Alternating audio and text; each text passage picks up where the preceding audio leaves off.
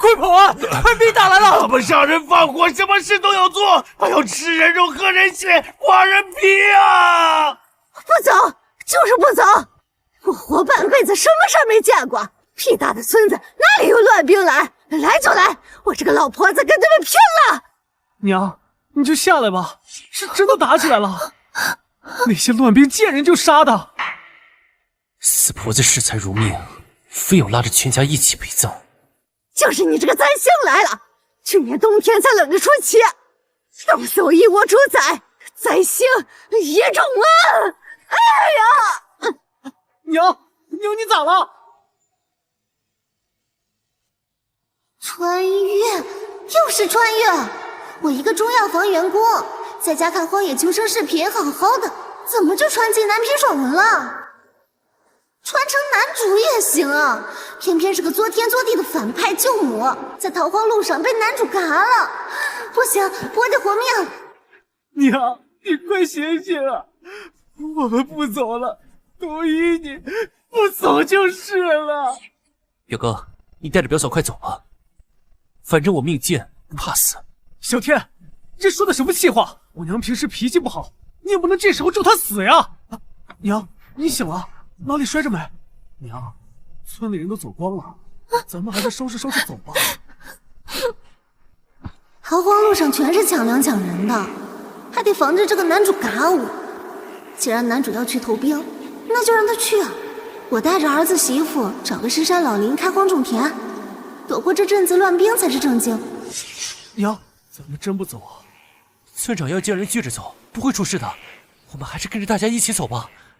不走了，我就是不走。江婆子，你平时胡搅蛮缠就算了，现在还没几个孩子懂事儿，我们是要逃命，逃命知道不？你要死就自个儿死，别拖累孩子们。我不走，半道上破事多，我这把老骨头经不起折腾。等死到临头就明白了，这一天真是要气死我了。小倩，你跟我走。既然大伯哥这么说，那就麻烦你费心。这孩子听话，就白送给你拉车了。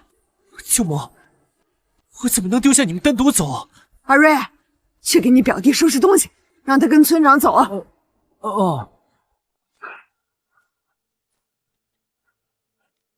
二瑞，多装点粮，把那件厚棉袄也给小天带上，让他走远些。纣王的兵马正向京城进发，我要去投奔义军，绝不在这等死。走了，赶紧的，别磨蹭。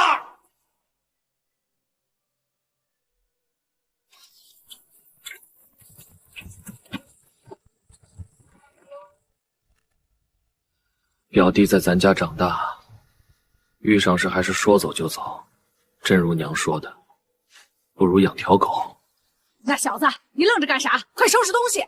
娘，我们也要走。谁说不走？不走难道在这等着被人砍头？我是说不跟他们大部队走，快点！巧媛，你怎么出来了？身子不舒服吗？我只是有点闷，想出来走走。就二瑞一个壮劳力，我和巧云背这么多东西随大流，迟早被流民抢光吃掉。娘，那些流民真的会吃人吗？人饿疯了，什么都干得出来。去你爹以前烧菜的山上，我们躲过这一波乱兵再说。那里不好住人啊，山上没粮，躲不了多久。巧云肚子这么大，能走远路吗？你是连媳妇都不想要了？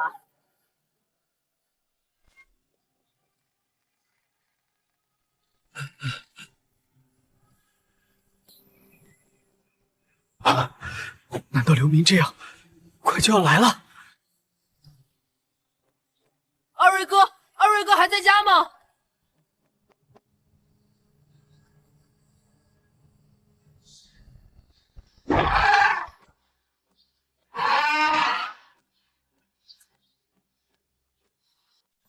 爷奶让我走，他们却不走。葛烧摊摔成了摊子，嫂子又改了嫁，家里还有个3岁的妮子，我哪能丢下他们逃命啊？爷奶说他们活够了，死也要死在家里。我听说小天走了，但江顺子和二瑞哥还在，就想来打听下你们怎么打算的。我们要上山去自家的摊棚躲一躲。江顺子，你们什么时候走？我也想上山，就是我爷奶那脾气，死活不肯动。他们为什么不走？不去逃荒我能理解，连山上都不去是几个意思？难道真要在屋里等死？兵荒马乱的，得多找些知根知底的人抱团才行。走，带我去你家看看。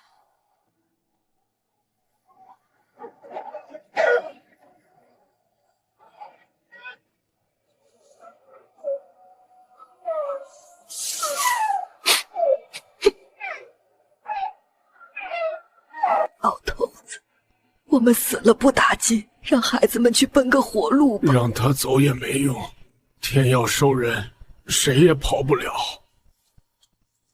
爷奶，江山子家没有走。谭根伯，二位他娘，你们也不打算走了？我正想看看村里还剩多少人，不走的又是什么打算？没什么安排，该死就死。唐耿伯，我们可以上山去躲着，虽然苦点，总比在家等死强啊。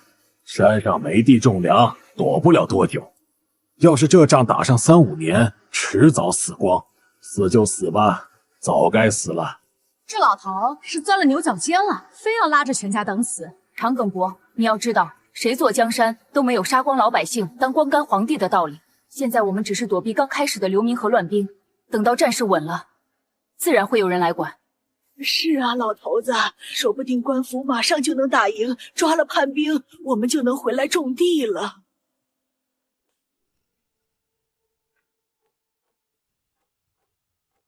家里有人吗？我是徐家的，想问问大家要不要一起？江伯父，你敲什么门？想趁乱偷东西是不是？滚远点儿！别以为我们不知道你那点安德心思。哼，贼喊捉贼，这些关着的门后，指不定躲着谁呢。既然各有各的算计，我也不必多管闲事了。娘，我们是等着小满他们一起走吗？不等了，我们这就先上山，乱兵随时会到。巧云，你留在家好好关门。二瑞，你跟我先去山上看看谭鹏的情况，看能不能助人。娘，听你的，那路可不好走，空手都要走1个时辰，还得翻山，咱们快找点。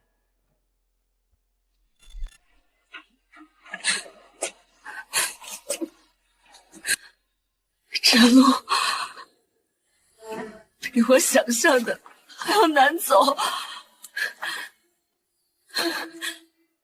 你慢着点，踩实了再迈步。这山路我走惯了，你要是累了，咱就歇会。没事，跟得上。这风景搁在以后，那是花钱徒步的天堂。现在真是要了命了。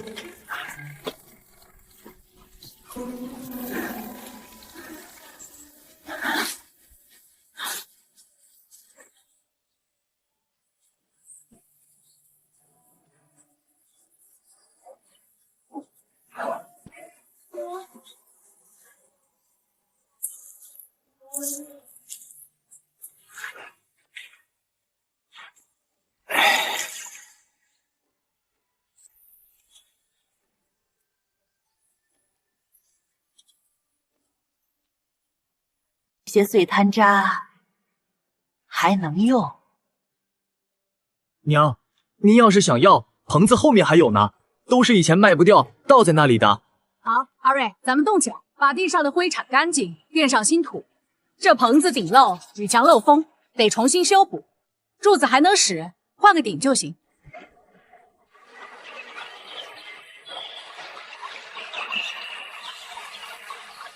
有水就好办了。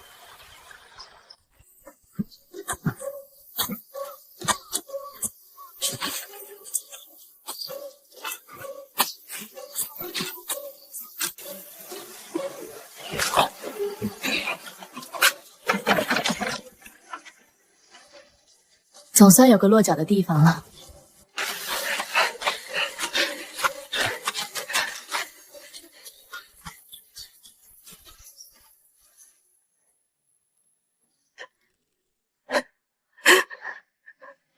这30多岁的身体，还是透支，太厉害了。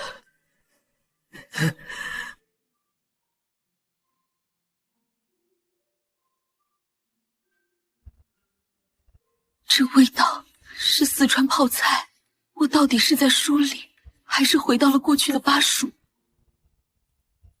娘，小天他就是个丧良心的，您别生气了，反正人都走了，以后咱不认他就是。你说谁？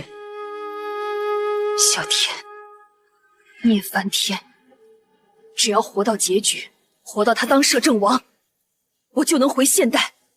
一定要活下去，哪怕是为了那份和平和温饱。巧云，把这3碗粥倒回锅里搅匀了，重新盛。娘，我不敢。记住，以后饭要一样盛。我是长辈，二瑞是劳力，你肚子里又有孩子，都得吃好的。没这种一锅饭分3、6、9等的规矩。娘，咱能吃啥好的呀？娘，这不合规矩。以前在娘家，我都吃锅巴水的。只要我说了算一天，我的话就是规矩。吃。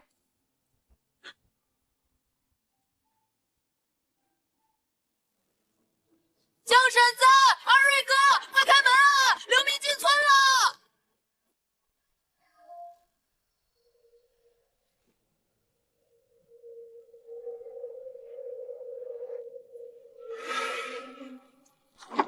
二瑞哥，快跟我去！那边打起来了，刘明在抢东西。啊！二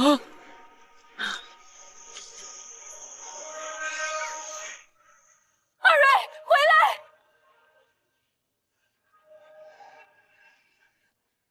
这傻小子，这些流民按说没根没底，怎么敢直接跟本地人起冲突？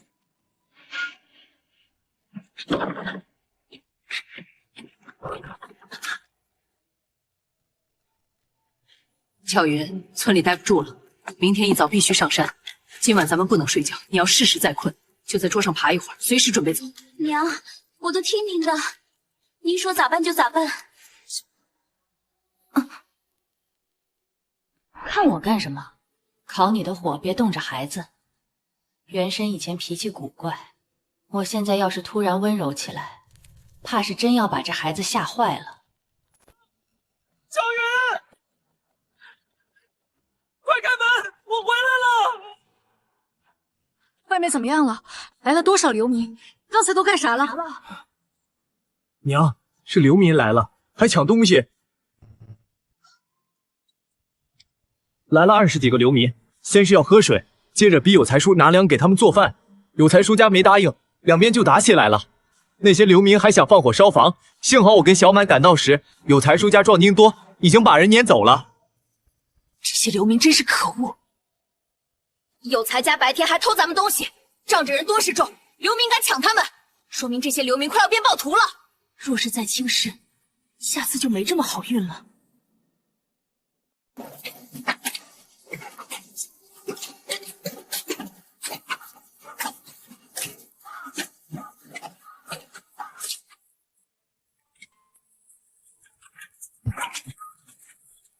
江家嫂子，走吧，上山避避。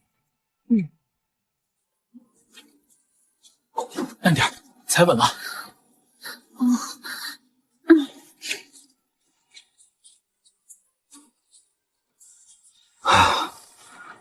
这位置好，流民想上来不容易，咱们居高临下，用石头都能把他们砸下去。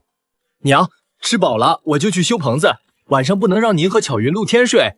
您也别太累了，慢点干。我知道。果然有青刚子，这么新鲜，这可是救命的宝贝，有它，咱就不怕这个冬了。《救荒本草》记载，这东西能救济，虽然苦涩，但只要去色做得好，能磨粉，能做豆腐，能酿酒，这就是现成的粮食。穿越过来等了这么久，也没等来系统空间，看来我的金手指就是这脑子里的药学知识了。在别人眼里，这只是烧炭的木头；在我眼里，这树皮能健脾，这果实能填饱肚子。真正的强者从不抱怨环境，只要有这些，我们一家就能活下去。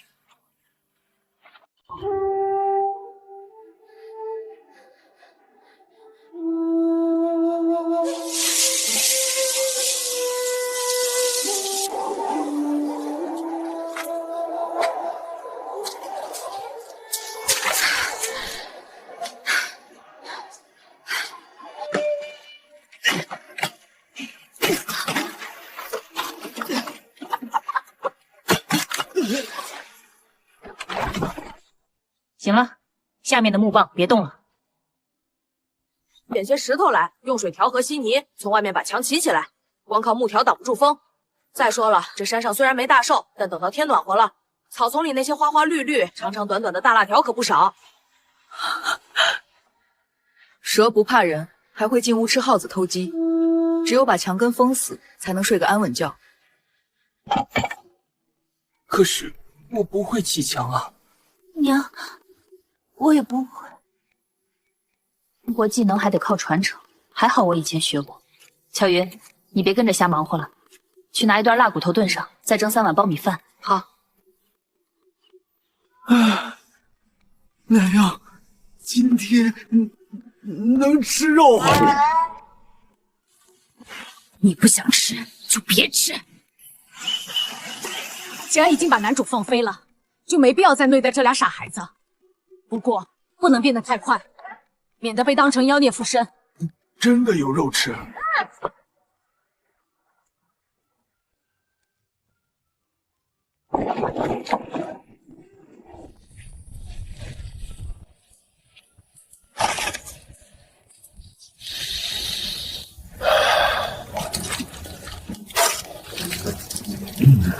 真香啊！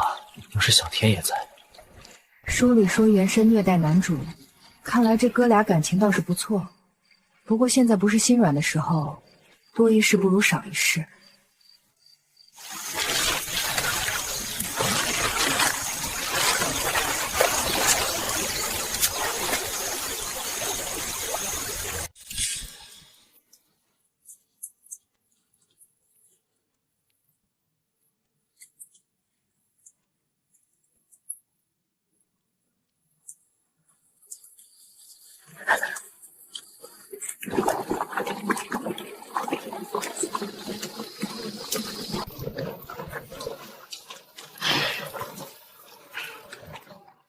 就这么点肉，只剩这些了。我明天再想办法。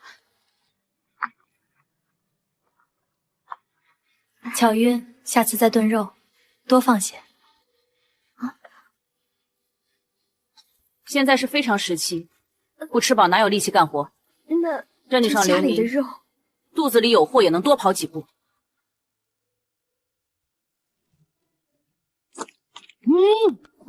好吃，太好吃了。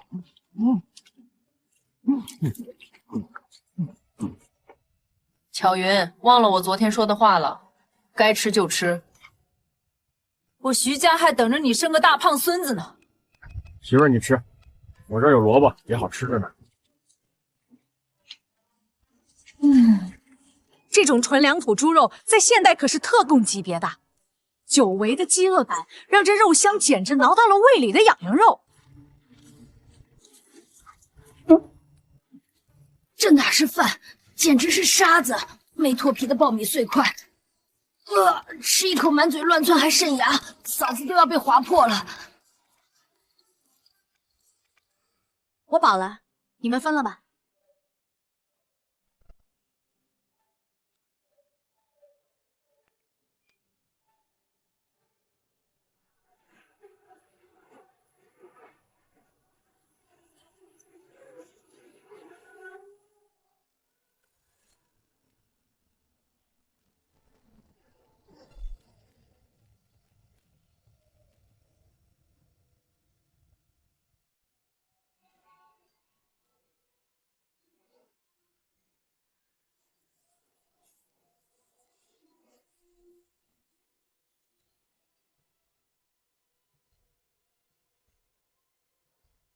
穿越之后，他看着眼前的陌生的街道，空气里带着若有若无的甜香，远处的钟声缓缓敲响。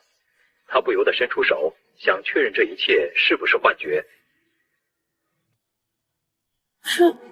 这是怎么回事？我不是穿书了吗？怎么会在家里？声音听不清了。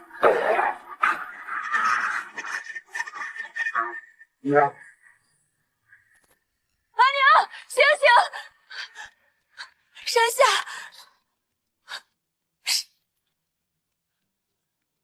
山下起火了！什么起火了？娘，是村里烧起来了，二瑞哥已经出去看了。原来只是做梦。走，出去看看。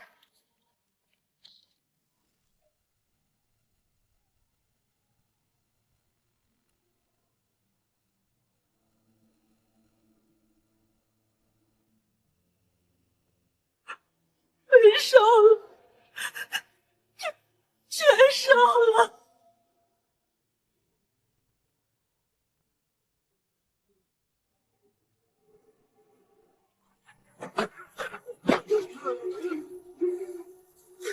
烧了，全部烧了，咱家的房子都没了。房子没了还能盖，只要人还在就好。这乱世，受苦的永远是百姓。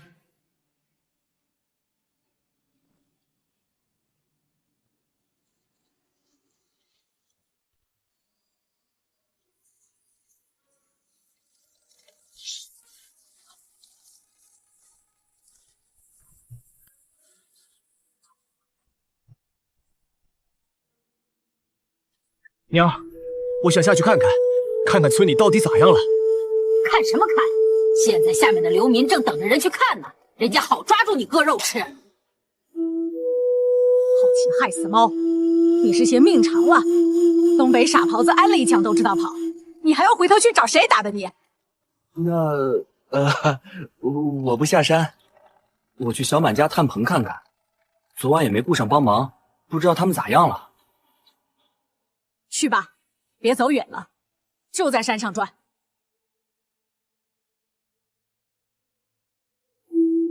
徐有才那几家没看见上山，多半是跟流民硬顶上了。哎，到哪儿都有犟种。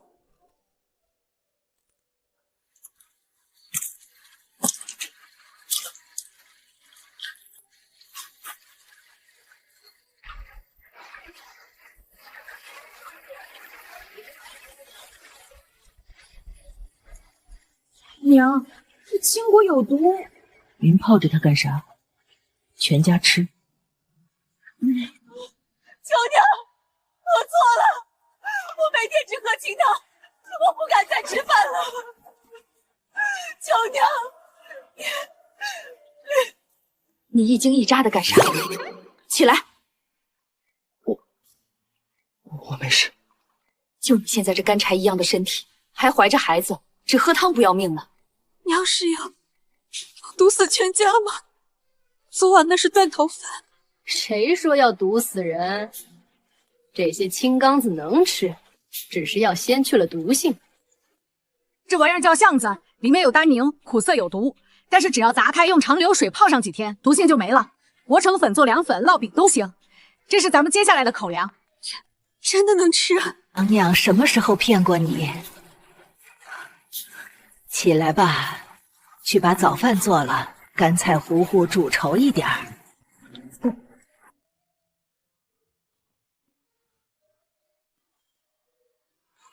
菩萨保佑，让我少吃点这毒果子。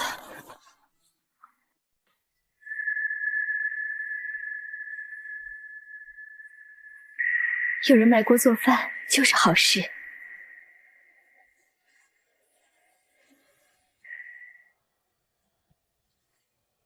娘，大家都没事，小满家也做饭吃了。香啊，巧云，辛苦你了。没想到小满家炭棚比咱们的好多了。以前大柱哥就用的10片子砌墙，昨天扫干净就住下了，还有现成的灶台呢。大柱那是勤快人，可惜了。既然小满家条件这么好，小满爷爷之前怎么还一副等死的样子？不管别人，咱们得把这窝弄得像样点。我不想被冻死，也不想闻着你的脚臭味睡觉。我知道了。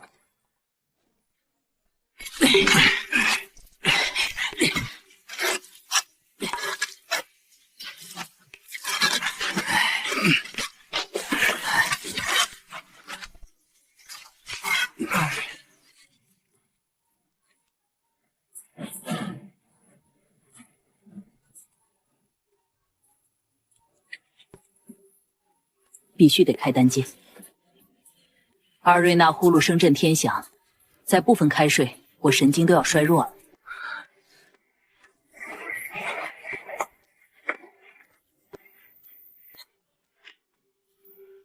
小满，你怎么来了？二瑞哥，嗯，江顺子，我爷爷请您过去一趟。行，我正想找小满爷聊聊。马上3月了，这天还冷得跟冰胶似的，我得问问这冬天到底什么时候是个头，不然这书里的日子没法过了。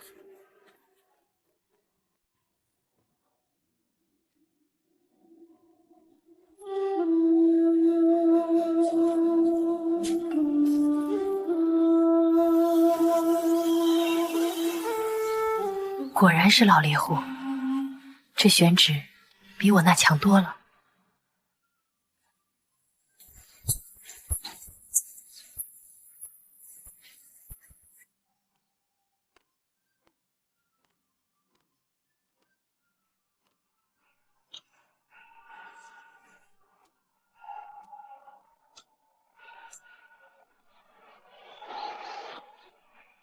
长庚伯，我看你们这吃着都挺有章法的，我就一直想不明白，前几天村里都要走，你们为啥不上山躲躲？哎，那时候只想着没吃的，上山也就多活个10天半个月，横竖是死路一条。要是不走，赌一把，流民见我们老的老，残的残，没粮也许就不折腾我们了。二瑞娘，你别听他瞎扯，还是怪村里走的时候，那些人见我家是拖累，都躲着走。平时侄儿侄孙儿亲亲热热，到了关节上，连问一句的人都没有。这死老头子要强了一辈子，现在被人嫌弃，他就死也要赌这口气。不会说话就别说，谁要赌气了？我就是老了，也要撑着腰杆做人，不去麻烦别人。我也是觉得他慎你说的对，上面怎么打仗是他们的事，总是需要人种田的，那就到山上挨一阵，没粮就吃草根树皮。万一世道好了，小满和妮妮就不用在外面逃难受罪。真是头脑犟绿，拿着一家子性命硬犟。江奶奶，喝水。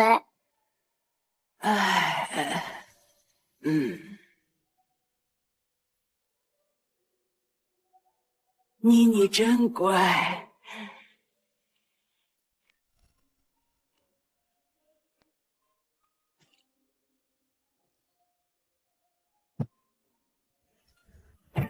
大人，你们棚子搭的咋样了？要是缺人手，就让小满去帮2天，不是什么大事儿。这样不好吧？你家也需要人干活，小满走了，你们怎么办？你小满他甚，以前我家跟你接触不多，只知道你是个泼辣的，爱跟人急眼，没想到你也是个心善的。上山第2天早上，全村那么多人，只有你让二瑞来看我们吃过东西没有，这份情我们记得。现在没地没田的，家里活不急，就让小满给你干几天。既然长庚伯和慎子这么说，我就不客气了。不瞒你们，我们住的棚子还不够，正准备再搭一间。马上3月了，要是下雨，就怕现在的草顶撑不住。是啊，以前这个季节早该下雨了，冬天旱了几个月，这雨要是下起来，肯定得半个月不停。你要盖房子得加紧，要是树皮不够，就让小满和二瑞在我家拿些去用，盖厚实些。你家里有巧云那个双身子，怕受湿。那真是太感谢了，长庚伯。其实我还有个事儿担心，这几天晚上都能看见下面有火星，万一那些流民摸上山来怎么办？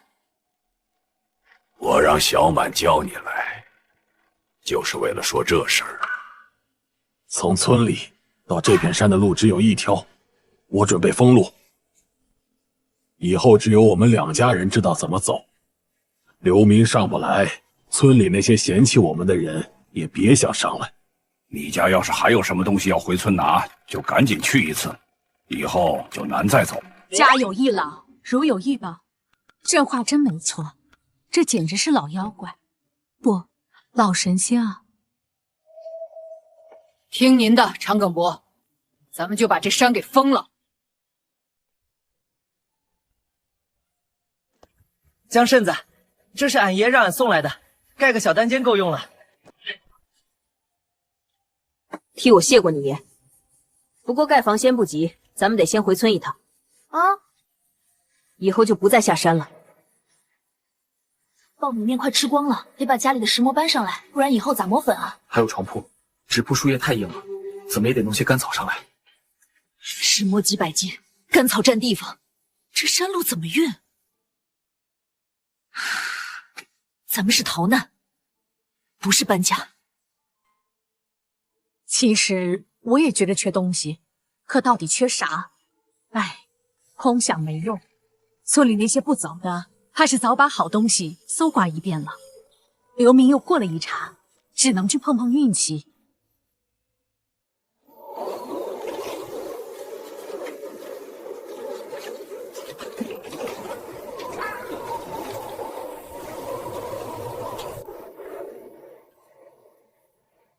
娘，走这边，顺着后墙跟走安全。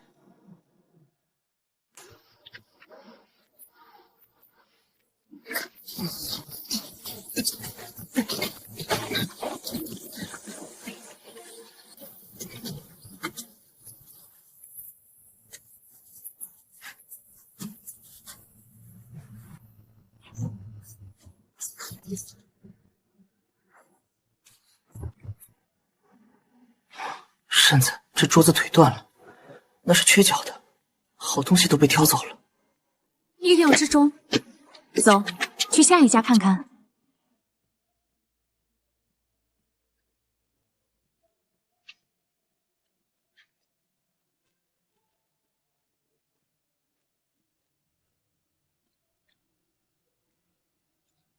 别开，别停，咱们分头行动，快去快回。这些。我和二瑞回自家院子看看，小满你也回家瞅一眼，不管找没找着，半个时辰后在村长家门口汇合。哎，我知道了。走。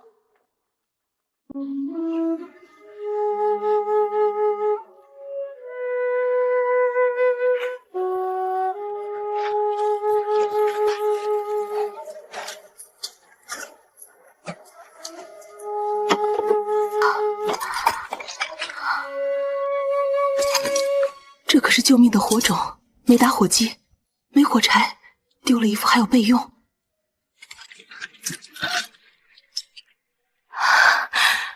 还在，岩石。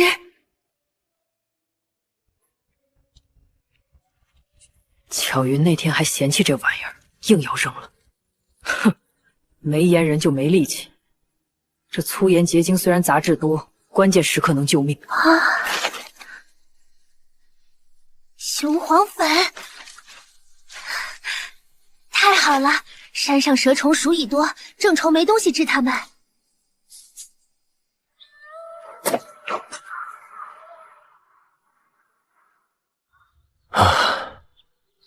娘，屋里啥都没了，就见着这把破刀。有刀就不错。二瑞，你想想，村里谁家有生石灰？生石灰，那玩意儿不值钱。哦，我想起来了，村长家年前打3合土，剩的石灰粉都在柴房堆着呢。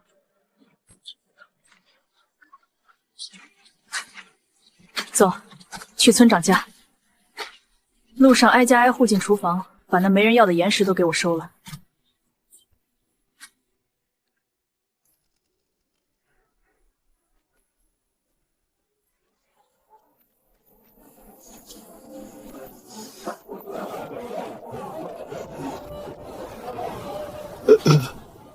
你想干啥？妈呀！二大爷、三叔，有人抢东西来了，快来人啊！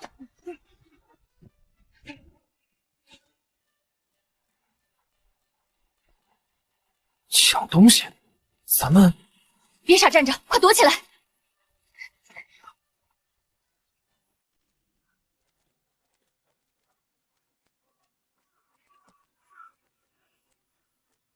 二狗子，人呢？谁抢东西就那边2个举着刀的。好汉，我们只是路过歇脚，天亮就走，身上只有些破袄烂衫，没啥值钱的，求各位高抬贵手。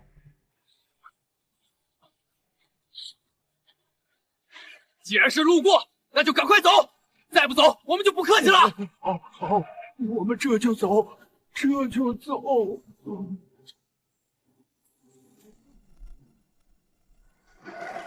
不好，这老东西看我们人少，起歹心了。大牛、二牛，你们把人都带过来，别在那边磨蹭了。娘，咱们哪来的？让大牛快点！他家这边有事。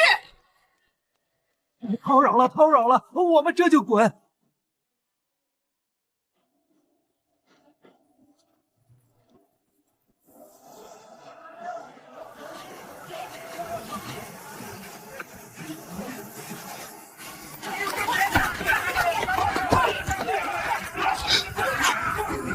好啊！我说昨晚有人没交钱就偷偷进来，坏了我们村风水。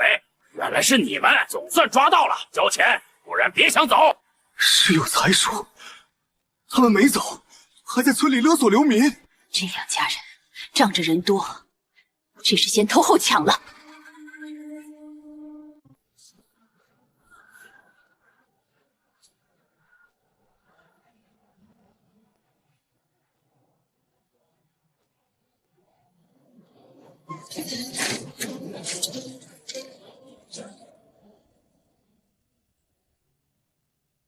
看那边，那是徐有才和他兄弟家的那一窝子侄孙。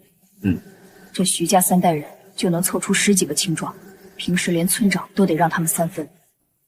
你们这些人脚上沾着血，进村歇脚得交钱，不然污了我们这个村的风水。爷，行好，那些乱兵抢东西杀人，我们也是被逼得无奈才逃命出来的，走了100多里路，实在是累得不行了，才进村找点水救助一晚。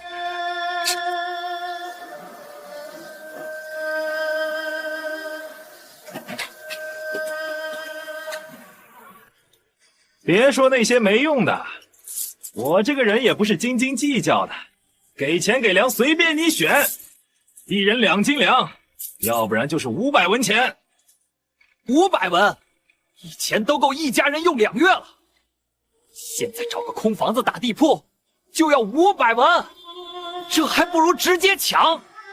1人2斤，咱们这10来口人，那就是20斤粮啊，够做10几天的糊糊了。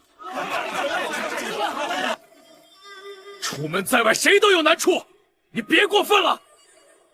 我们也不是随便被人欺的。抢你又怎样？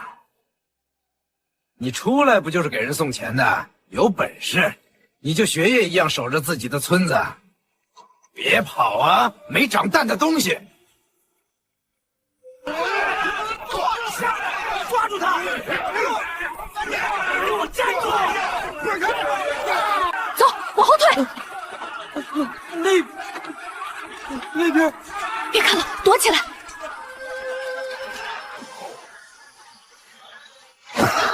就这样，也没传言里杀人放火那么可怕，2下就被打倒了。遇到过硬柿子，吃过亏。那小天，村长他们在外面也要遇到抢东西的。有那个心狠手辣的男主在，谁抢谁还不一定呢。把之前的都说出来。娘，有才叔他们太过分了，一点东西都不给留，没吃没喝还要赶路，这不就是要人家的命吗？站住！我们要是走在路上逃难，下场也是一样的。乱世就是乱世的活法，有人躲，像我们上山；有人逃，像村长随波逐流；也有人像徐有才，化身恶鬼。你给我听好了，别多管闲事，这种世道就不玩的。咱们吃了上顿没下顿，自身都难保。谁在后面？出来！喂！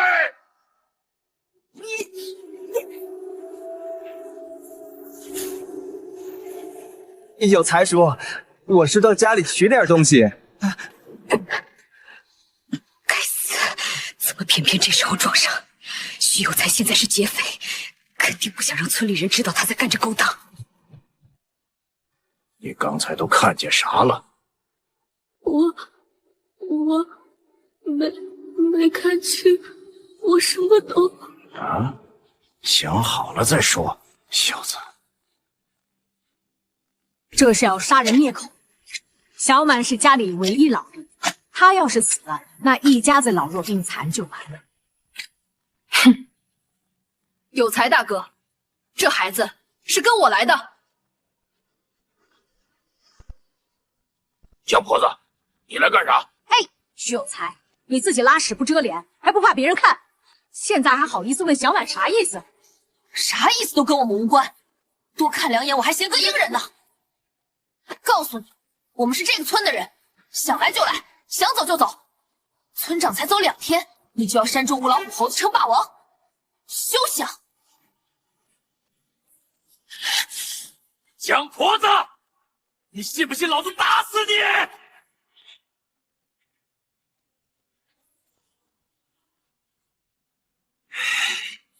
你打呀！不打是龟孙子！你只要敢动手，长葛伯他们马上就晓得你是啥样的人，在山上等我们的邻居也都知道你是啥样的人。我再如你徐有才，还想在村里混，你还顾及那点破名声？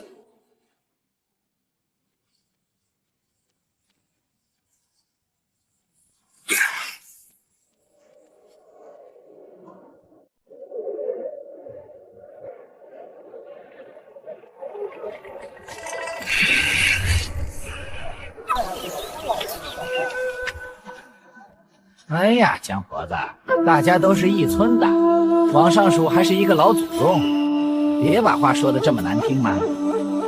你看见什么都是误会，我们也是为了村子好。你们和村长一走了之，这满村的房子土地总得有人照看，不是？万一被外人占了，你们回来连个落脚地都没有，你说是不是这个理？这徐有毛干瘦得像只猴，心眼却比徐有才还多。他是想把人都赶走，自个儿留下来当土皇帝、地主老财吧？有猫哥说的是，那就辛苦你们守村了。我们还得带些东西上山，以后就不下来给你们添乱了。行，带吧，能拿多少拿多少，赶紧走。跟这些劫匪是一伙的，你还我粮食！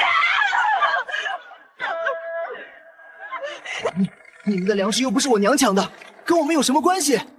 就是，粮食在徐有才那边，你自己去拿呀！欺负江顺子做什么？我求你，大姐，我求求你了，把我们要回来吧！我们还要赶去京城，路上大人孩子都得吃饭啊！求求你，发发慈悲！蒋婆子，你看这是闹的，不如让二瑞和小满留下，跟我们一起守村。这些粮食分你一半，这些人抢了一路，也不干净呢。走，快走！我承认我是个孬种，当不了救世英雄，也做不到同流合污。这乱世太吓人，还是躲起来过日子要紧。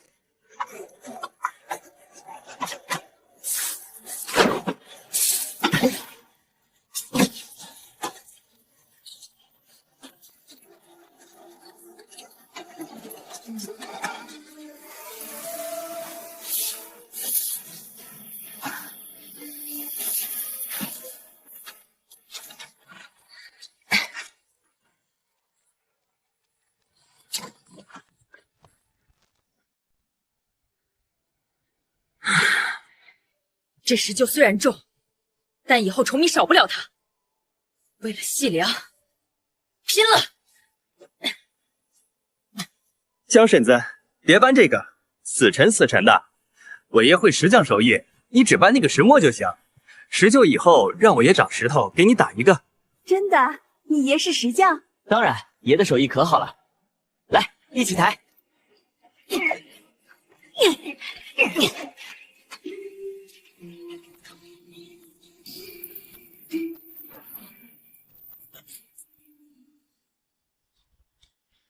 娘，二瑞，你们可回来了，快喝点粥。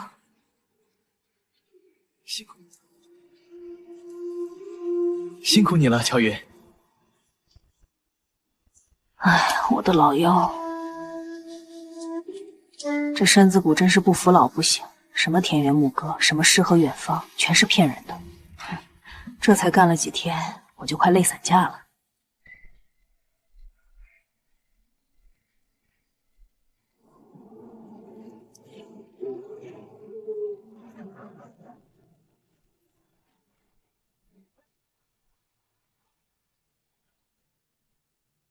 常人也好，路断了，麻烦也断了。从此这里就是真正的世外桃源了。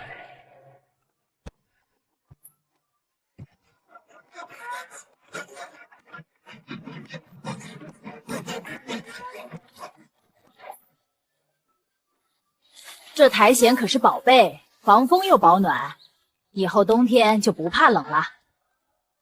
江顺子，你这房修的比村里的还好，看着顶子多厚实，下暴雨都不怕。那是，也不看婶子以前听过多少戏文，书里都这么写的。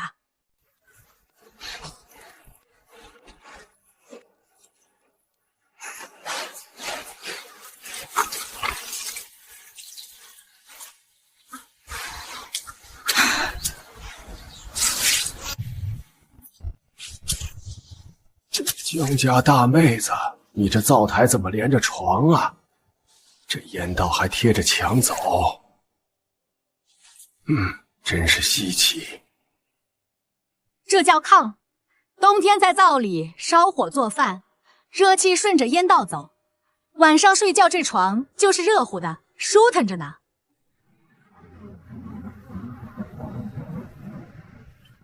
那夏天煮饭，岂不是要把人给烤熟了？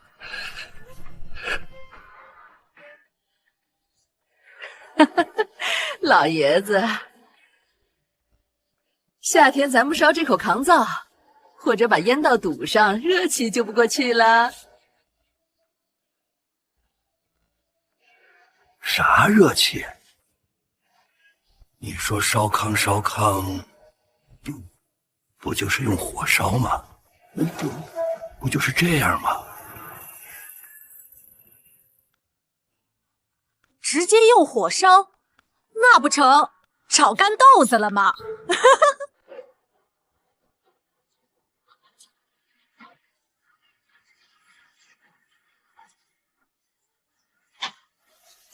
小满爷说春雨快到了，这一落雨就没个晴天，到时候棚子不漏，地上也要反潮。巧云怀着身子，绝对不能睡在那上面。西方爱修壁炉，咱们东方还是这炕头最实惠。等阴雨天到了，炕上还能烘衣服、烘干货，用处大着呢。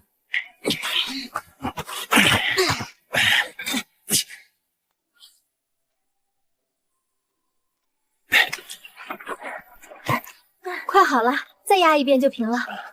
婶子，这炕舱可真神了，坐上去暖烘烘的。我也想给家里搭一个。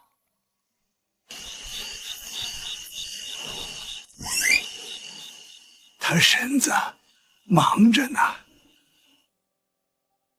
我想着能不能让小满也给家里搭个炕。我那大孙子瘫在床上，冬天脚没知觉，不是冻疮就是被暖壶烫暗。要是有这暖炕，他就不受罪了。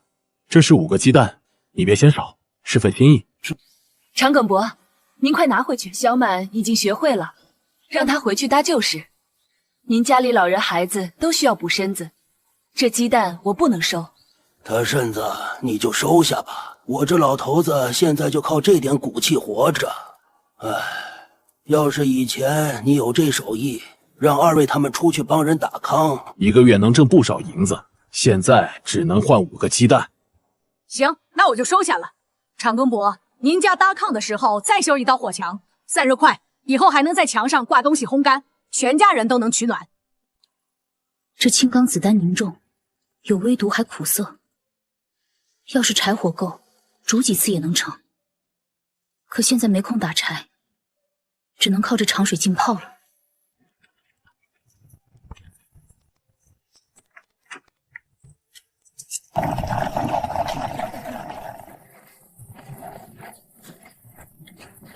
原身做饭手艺一般，我这满级炼丹师的手艺，希望今天能成。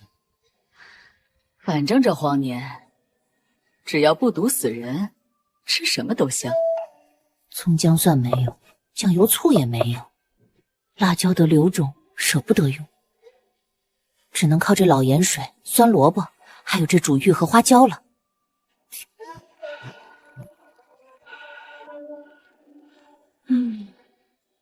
这个真的可以吃？当然，不过你怀着孩子，肠胃弱，先少吃点，适应一下。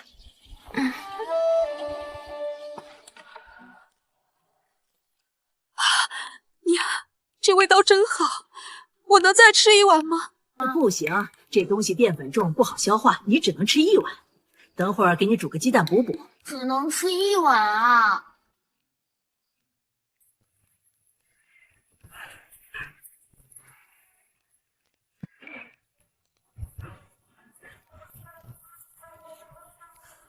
什么呀？这就是你们忙活了一天的青冈子？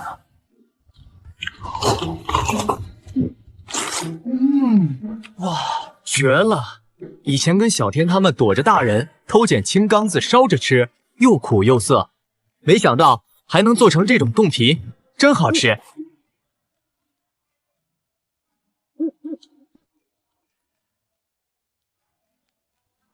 这才哪到哪，今天只磨了一小篮，明天多磨些成粉，以后咱们天天吃。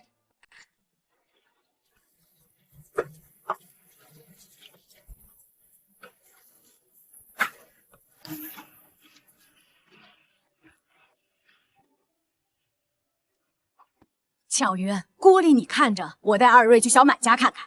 昨天他们刚开始盘炕，我得盯着点进度，顺便把这凉粉送过去给他们尝尝。娘您慢着点。这青冈凉粉爽口，他们准喜欢。好，大家避到山上，现存的粮食撑不了多久。这山上的青冈子多的是，只要有办法能活下去，能帮衬就帮衬一把。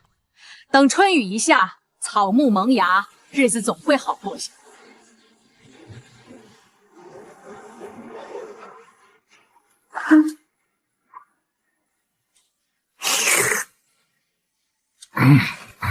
竟然已经开始挖草根咸粗粮了。这一家老小这么省着吃，身体怎么扛得住啊？哎呦，他顺子，二瑞，快进来，正吃饭呢，快一起坐下喝口粥。伯娘，不用忙活，这是我刚做的青冈凉粉，料都拌好了，专门给你们尝个鲜。哦，这怎么好意思？现在到处都缺粮，这好东西你快拿回去，留一碗就够了。叔奶，你就放心吃吧，我娘弄了好多呢，家里吃不完。小满也瞧见了，我家那水坑里泡得满满当当的。啥？水里泡的那些都是能吃的？江婶子，这真是那些苦涩的青冈子做的。当时我看你泡着，还想笑话你呢。这真能吃。小满，你快尝尝，真的好吃啊！我出门才吃了一大碗，现在闻着味儿还馋呢。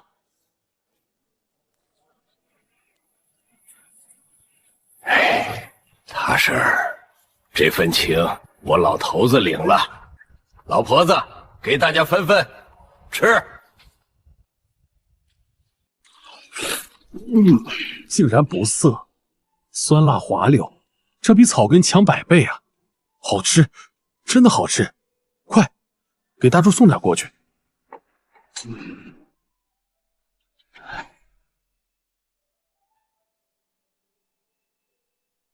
柱子，快睁眼，这是你江婶子送来的好菜，你嘴里没味儿，快吃一口。奶，我不饿，躺着不动不费力气，留给您和妮妮吃吧。住，吃吧。这东西不稀罕，明天我再给你们送。你得吃饱了，身体才能好。这还是那个一言不合就骂街的江婶子吗？怎么变得这么和气了？大柱听话，有我们一口吃的，就有你一口。你要是把自己饿死了，你是要气死我们全家吗？妮妮不饿，妮妮看着你吃。阿瑞，咱们先回去，让你媳妇儿一个人在家，我不放心。你歇会儿就开始帮小满弄糠。好，我听你的。这地方太阴冷了，大柱已经瘫了，若是再让寒气入骨，这一家子健康的也要患上风湿。这炕必须尽快盘起来。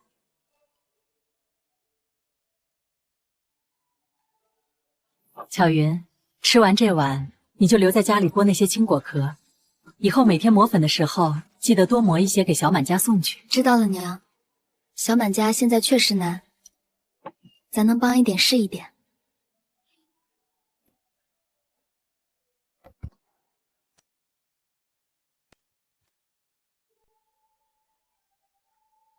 搬来半个月了，每天都在修房、盘糠、煎果子，还没走出过50米。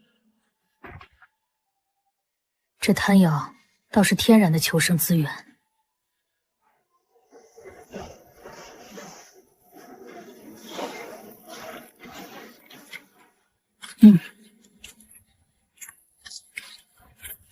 这有青冈树的枝干还硬实，这些带回去烧火正合适。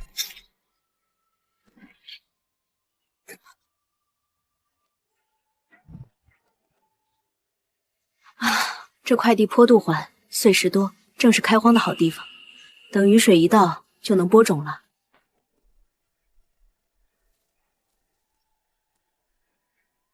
没肥没水，难怪古代人不愿开荒，官府还按亩收税，真是得不偿失。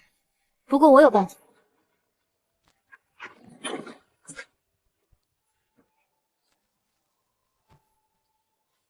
虽然面积有限，但重点精细粮食是够了，这就叫楼顶种菜法。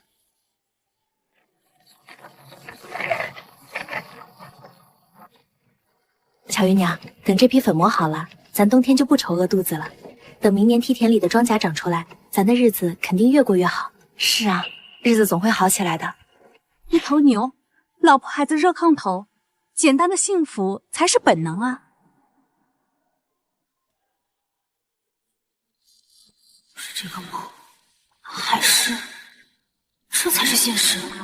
我想听清楚，那 AI 到底在读什么？文字像一盏灯，它所照亮的不只是纸，还有正在寻找答案的人。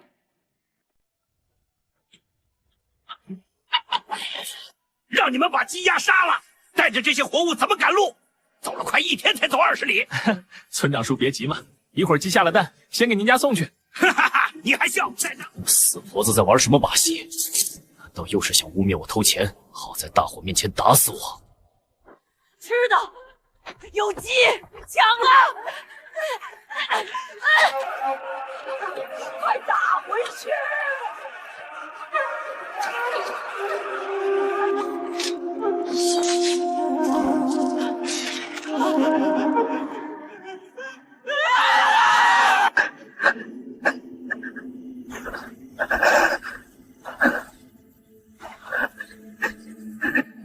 娘，快起来！娘，您听见没？山下村子又起火了，火光冲天啊！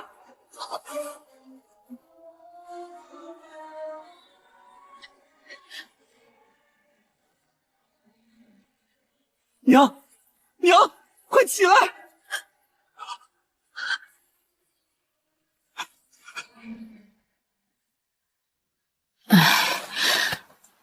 烧就烧吧，叫什么叫？上山半个月了，隔几天就有火光，这几天越发密集，咱们不是早都看麻木了吗？堂娘，那边起火了，好大的火，真的跟以前不一样。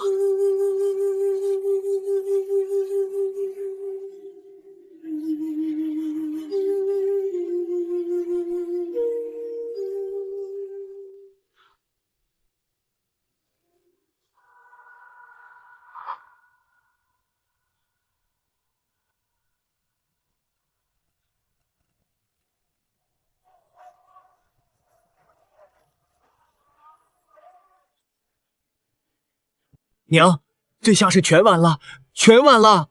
几百户人家，房子要是没了，以后回来住哪儿啊？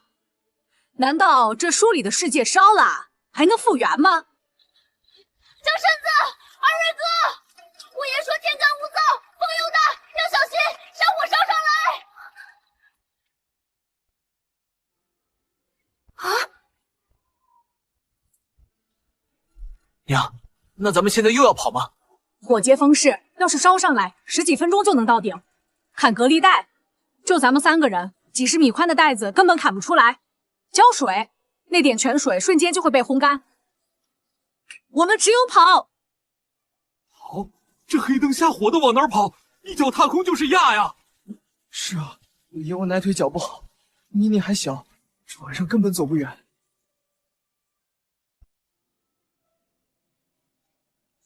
钻山洞和深坑不行，那是死路，会被烟熏死，必须找开阔地。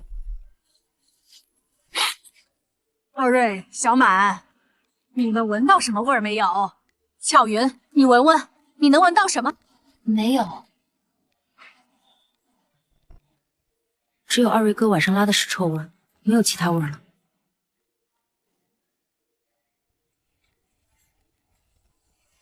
就这一次，我晚上起来尿尿，顺便就没闻到烟火味，说明风向暂时对咱们有利，可不能等。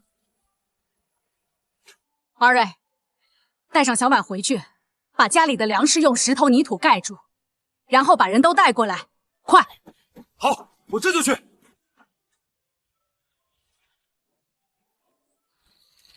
巧云，你怀着身孕，别来回跑了，你就站在这路半道，给娘户助火把，千万别让风吹熄了。哎，娘你小心点。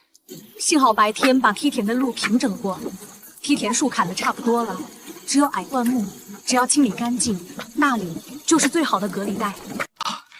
到了，先放下。他婶儿，今天晚上这场灾，恐怕是难躲了。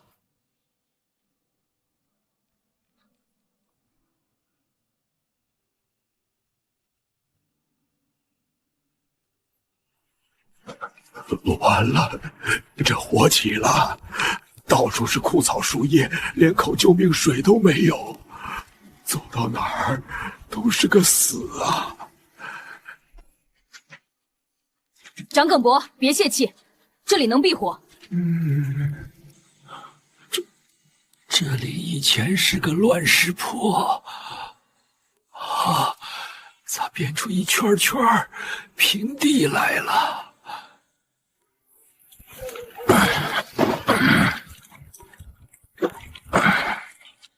张耿博顾不上解释了，我们3个要去前面引开大火，这里得靠你看着。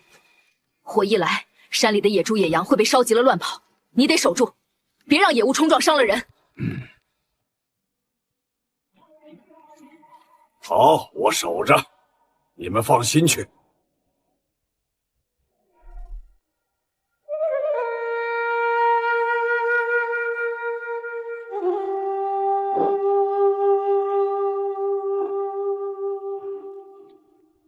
听好了，不堪了，太慢，我们用火烧。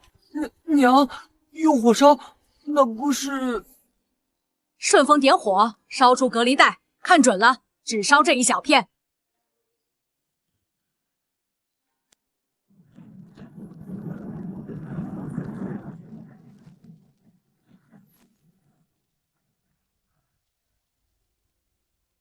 好，灭了，退后10几步，再点。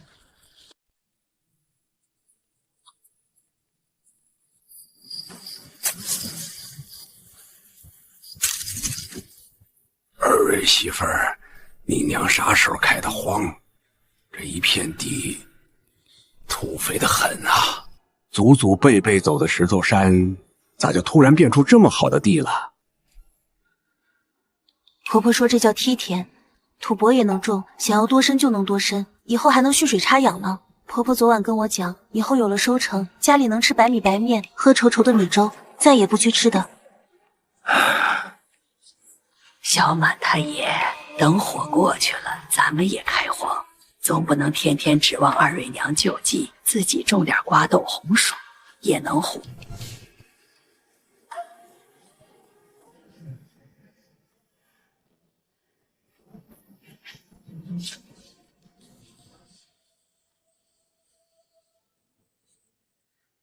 家里粮食都见底了，二瑞家也没多少余粮。我就是个废人拖累，爷爷这么大岁数还要开荒，我怎么不能站起来？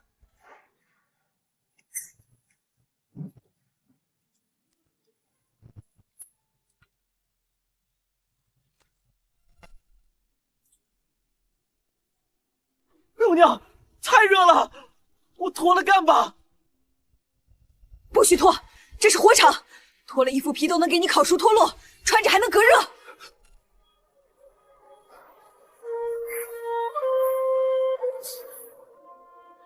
不好，风向变了，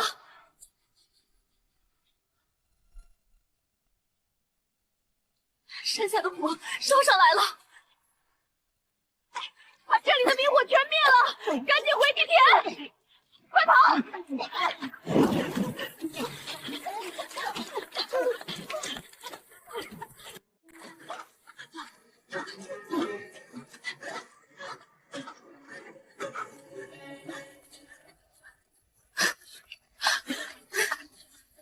用衣袖捂住口鼻。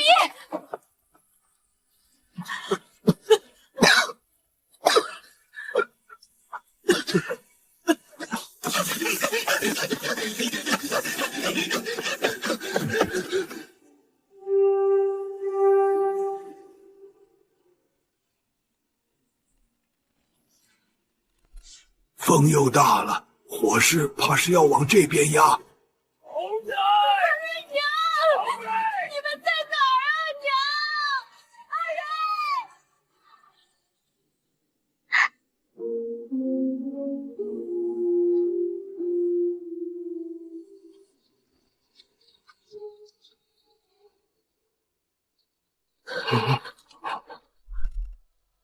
你们站住，别乱跑！火上来了！快，大家都趴在地上，用衣服挡着脸。二瑞、萧满，按我刚才说的做，没时间了。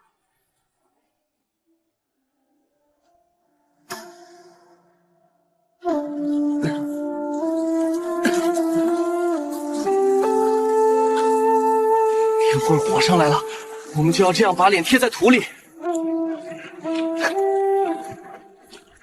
乔云，别怕，我们把草都烧光了，别怕。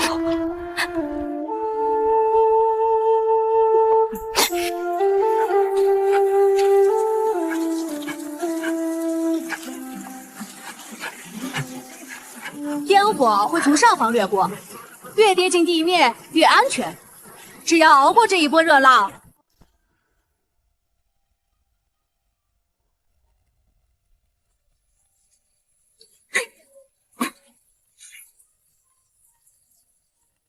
小天村长，我们还是该走的，跟小天村长他们一起走。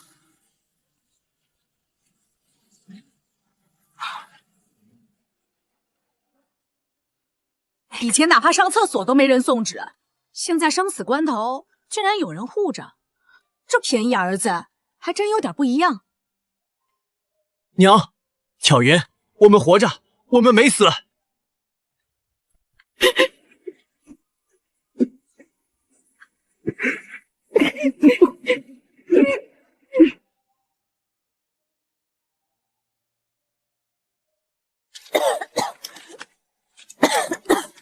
这火算是躲过去了，大家还是别乱跑，等天亮再说。听娘的，听圣子的。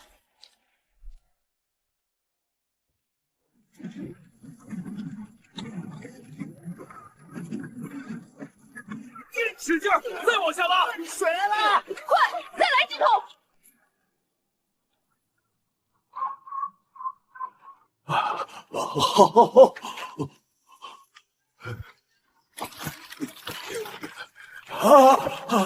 都没事儿啊，连个草棚子都没烧着，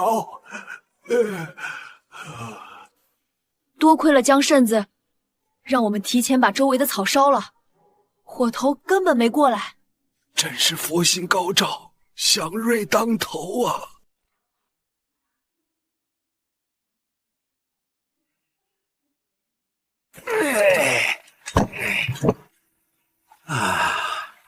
还好这泉眼平时我都是盖着的，现在打开来清清亮亮，一点灰都没有。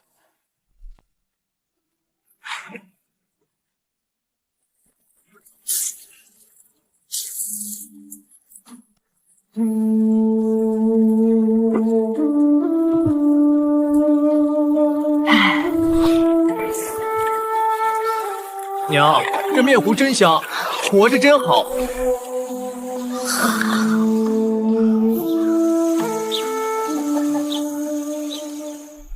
大家都醒醒神，火是躲过了，但还有事得办。咱们得搞清楚，到底是什么人烧了村子？是流民，还是乱兵？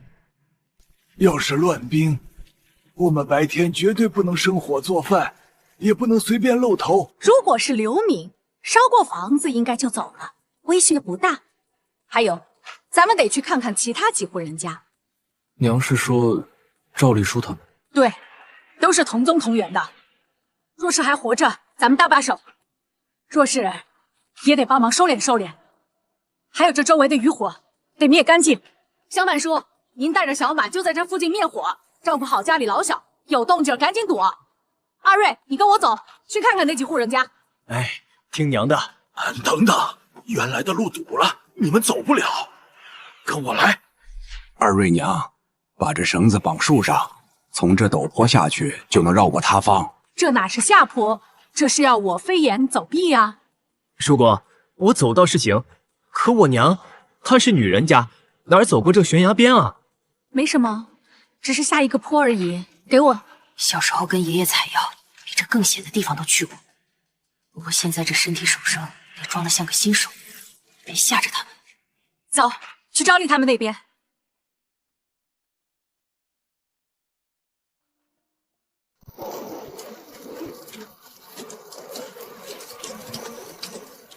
还好，火势来得快，去得也快，比我想象中好点儿。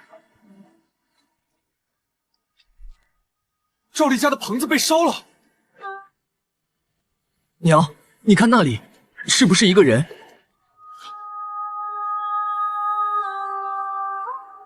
二瑞，别怕，仔细看看，是不是村里人？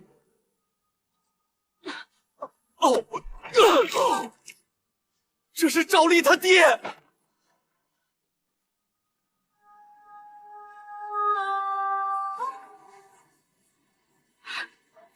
快，再找找其他人。这两家7、8口人，不可能就这一个。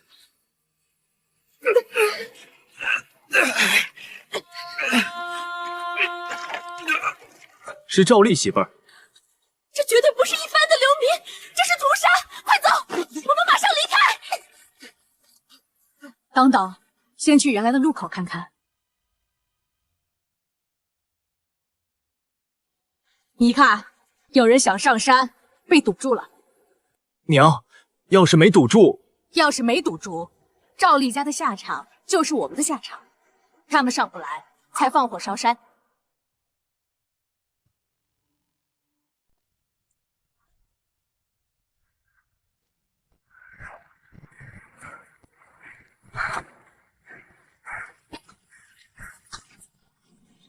这么快，从村里回来，空手也得1个多时辰呢。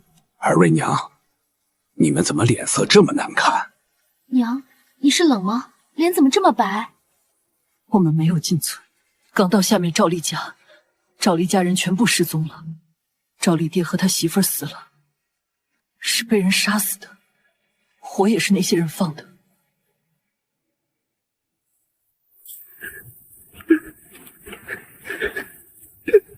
那路还得再堵结实点儿。好，我现在就去。我也去，走，我们得走。山上火没灭，又有杀人的刘飞，留下来就是动作快点，别耽搁了。不能走，谁都别乱。对，不能乱跑。山上起火是因为山下乱了，村子被烧，不是流民就是乱兵干的。赵丽家被害，多半是村民把他们供出来的。现在下山逃荒，咱们这两家老的老小的小，活不过3天。最危险的地方最安全。山火烧过，谁能想到这上面还有活人？二瑞娘，我们这群人能从火里活下来，这命都是你给的。乱世里最怕群龙无首，以后该走该留就听你安排。长庚伯，以后还是大家相互扶持吧。我见识短，有些事还需要你多多提点。还有，下山的路不要再动了。啊，不堵了吗？现在去堆新土，就是告诉刘飞这上面有人，就让山火灰盖着，让他们以为这上面是死地。对，我这个老糊涂，差点误了大事。婶子，把这鸡全炖了，让大家好好补补。这喝山泉吃虫子长大的鸡，味道就是鲜。以后咱们要满山养鸡，天天吃鸡。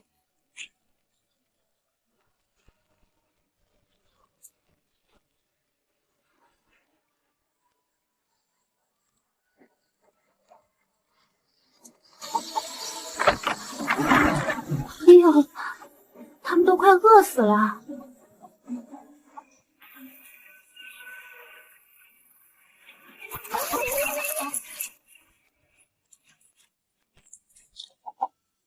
地狱开局啊！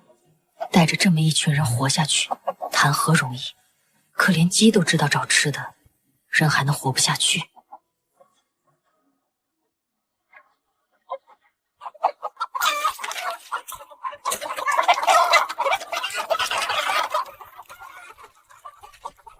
阿瑞，啥事儿，娘？走，咱们煎肉去。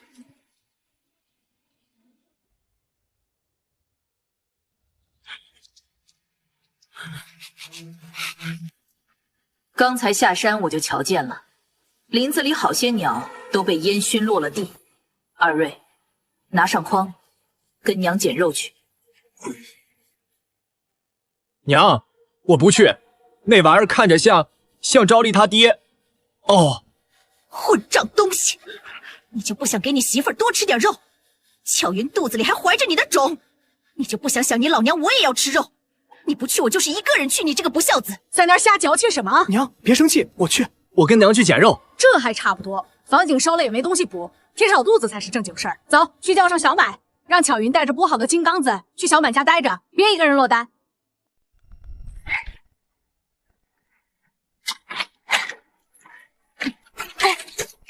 江婶子，这边好多，都是昨晚被烟熏下来的。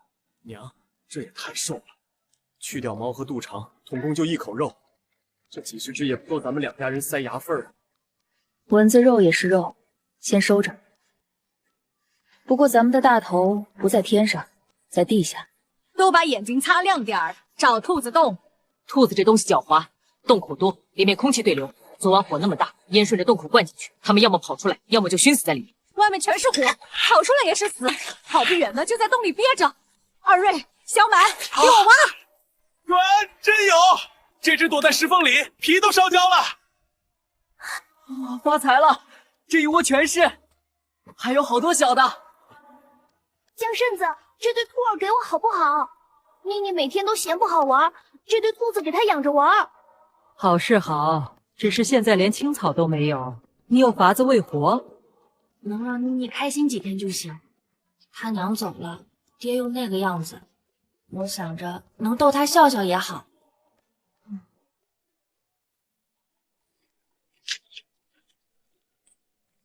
今儿白天刚吃过一只鸡，这些肉啊，我看还是得熏成干肉存着。这年头有口吃的不容易，得留着以后慢慢吃，或者换点钱买药。伯娘，家里盐本就不多，这些肉山里随时都能煎，可盐是煎不到的。做成干肉费盐，要是舍不得放盐，万一肉放坏了，岂不是更划不来？老婆子，听江家妹子的，就给孩子们吃吧。这些天他们逃难、修房、找食，都累坏了。使牛还得知道牛辛苦呢。别像以前那样抠抠搜搜的，吃了长力气，总比放坏了扔掉强。行，那就一半下锅炖，一半晾起来，今晚大家都敞开肚皮吃。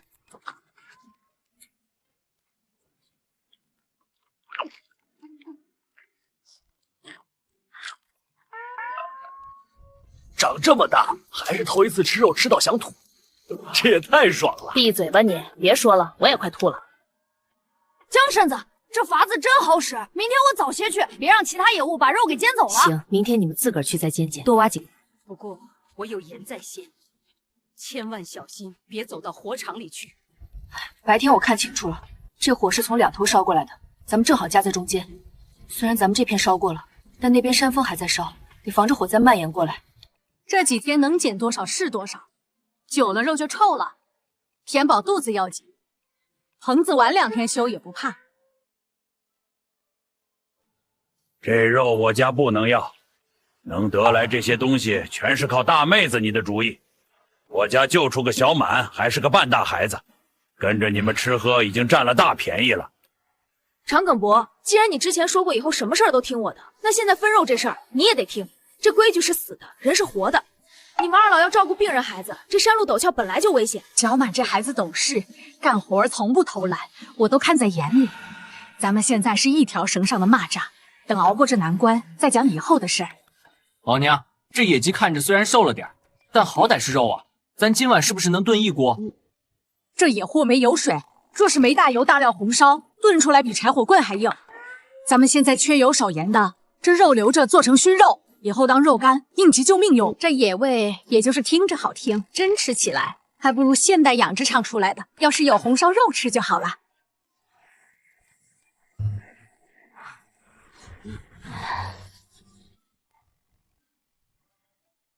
荣山下那2具遗体还抱在荒野里，不是我不帮你们入土为安，实在是这乱世身不由己，我不能拿活人的命去冒险。你们若成了怨魂，愿有头债有主，找准害你们的刘飞去。等以后安稳了，我再去给你们收尸，多烧些元宝纸钱。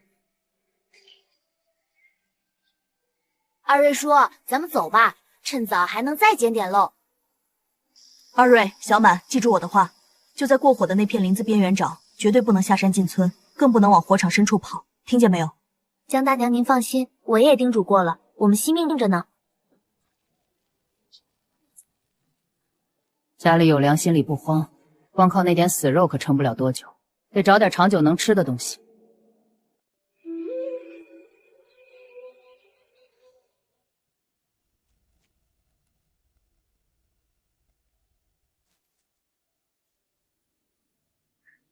地瓜藤，也就是地枇杷，这可是好东西。小时候暑假最爱来山里摘它的果子吃，甜香甜香的。这藤蔓晒干了引火也好用，还能入药治风湿跌打。可惜了，现在不是挂果的时候，也没到秋天收药材的季节。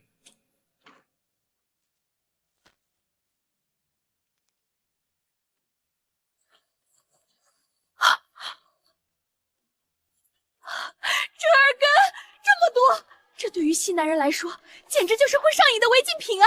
看这牙尖的肥厚程度，底下的根绝对是霸王龙级别的，清热解毒、治感冒咳嗽的神药啊！这要是在现代挖到这一根发个朋友圈，得多少人羡慕嫉妒恨！不能贪心，一次挖太多，吃不完就坏了。留着这片宝地，吃完了再来。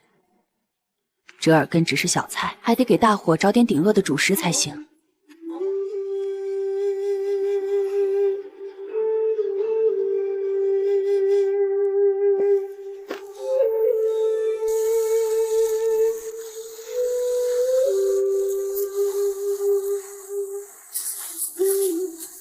鸟儿带过来的种子倒是长得顽强，留着根，下次还能长。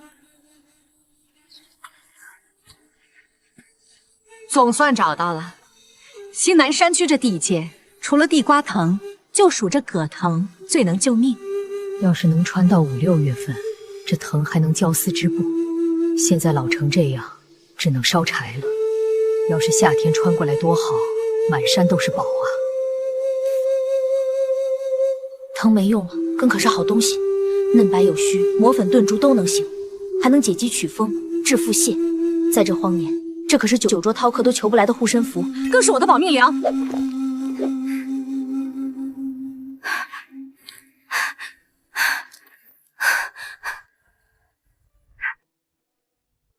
还好带了烧开的水，这野外的山产看着清亮，万一喝进个喷熊，这老命就真交代了。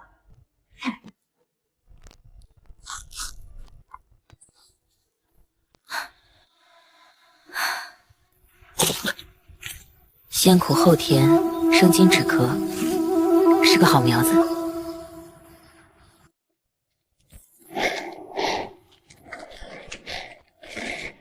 娘，娘，你在哪儿啊？喊魂呢！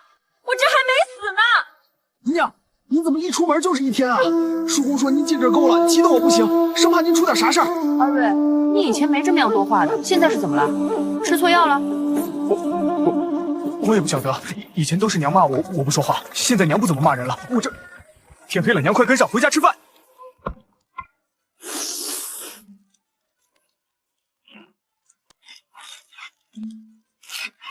江顺子，你看，我和二瑞哥今天挖兔子洞，挖出个大家伙，大蛇。好大的蛇！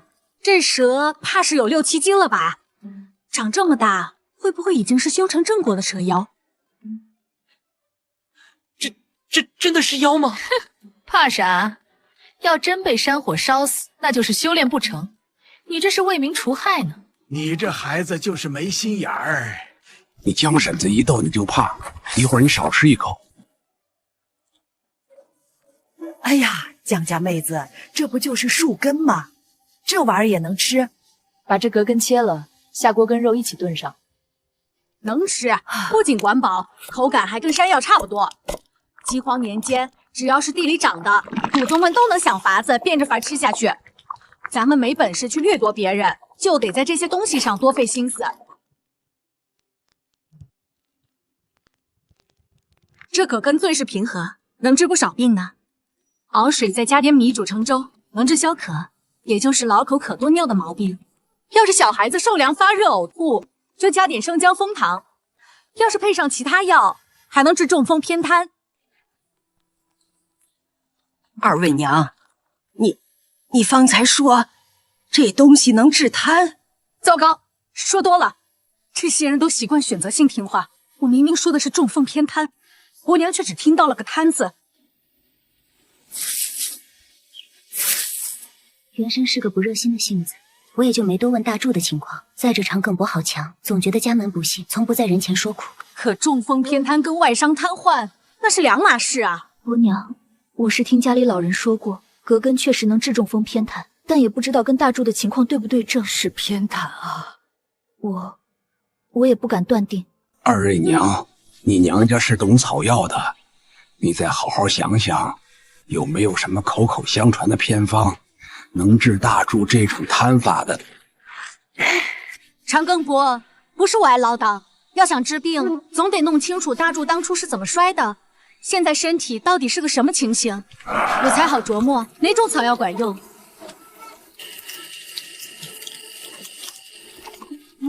娘，这葛根真好吃，软糯的很。明天我先去把剩下的葛根背回来，再去打猎整肉。我也去。那给我吃点葛根吧。大柱，你先吃肉，看你瘦的。葛根山上多的是，以后再挖给你吃。肉嚼不动，咽不下。奶，我想吃那个药。大柱。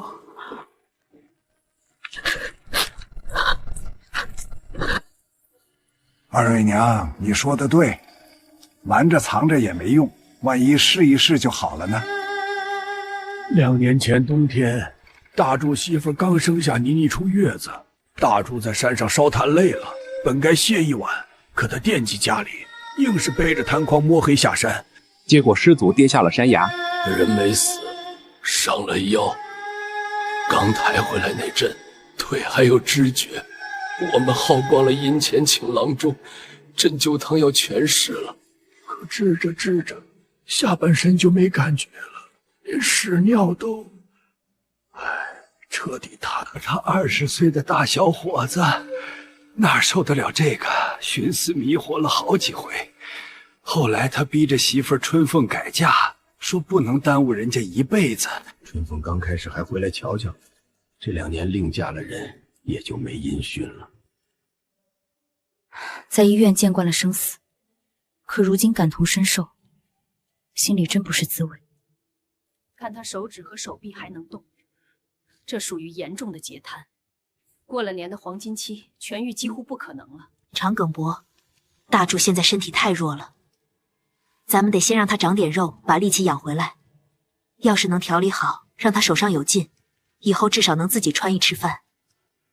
只要能自己吃饭，长些肉，也比现在这样等死强。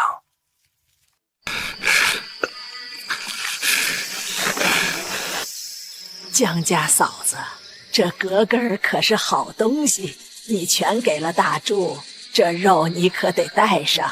婶子，大柱现在这情况，多吃点葛根确实有好处。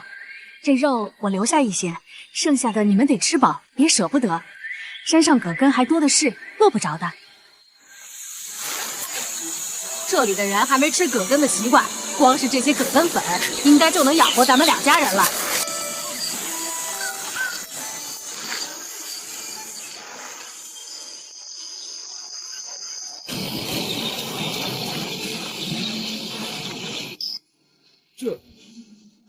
这房子什么时候修好的？巧云，快出来！我早上走的时候，屋顶还涂着呢。这是哪儿来的10片树皮盖上的？叔公来修的，他千叮咛万嘱咐不让先告诉你们，说怕听那些谢来谢去的话。叔公说这些天都是咱家在忙活找吃的，他也得出力。哦，对了，娘，你和二瑞那2件烧坏的袄子，叔奶拿去拆洗了，说缝好了再送回来。你这个傻孩子，人家叫你不说你就不说，你也不想想你叔公多大岁数了，那是能爬屋顶的吗？你叔奶那眼睛穿针都费劲。我也来了，可我哪拗得过叔奶？唉，早知道他们白天做了这么多，刚才在大柱的事上，我就该多宽慰几句。这2个老人是怕成了咱们的累赘啊！罢了，既然修好了，二瑞你们快回屋歇着吧，以后咱们多帮衬着他们就是了。在崖下的时候，他们一闻这味儿就躲得老远，说是有股怪腥味儿。其实只要腌上几个小时，把水倒掉，那股腥气就没了，剩下的全是脆爽。真想回到我的懒人沙发上，听听有声书。这硬邦邦的炕，什么时候是个头啊？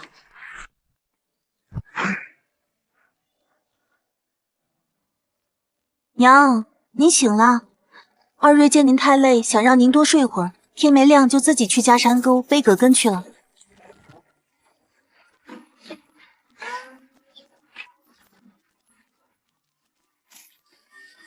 小扇子，你看我们背回来多少？干得好，万事俱备，就等春雨下来播种了。娘，能不能不吃这个？这味儿实在是……是啊，江婶子，昨晚我偷尝了一口生的，那味儿直冲天灵盖，差点没把我送走。这次不一样，我处理过了，赶紧的尝尝。嘎嘣脆，哎，这味儿怎么变了？不腥了，甜滋滋的，还脆，好吃。这辣味和麻味裹着，真带劲。二蕊哥，真的假的？你别骗我。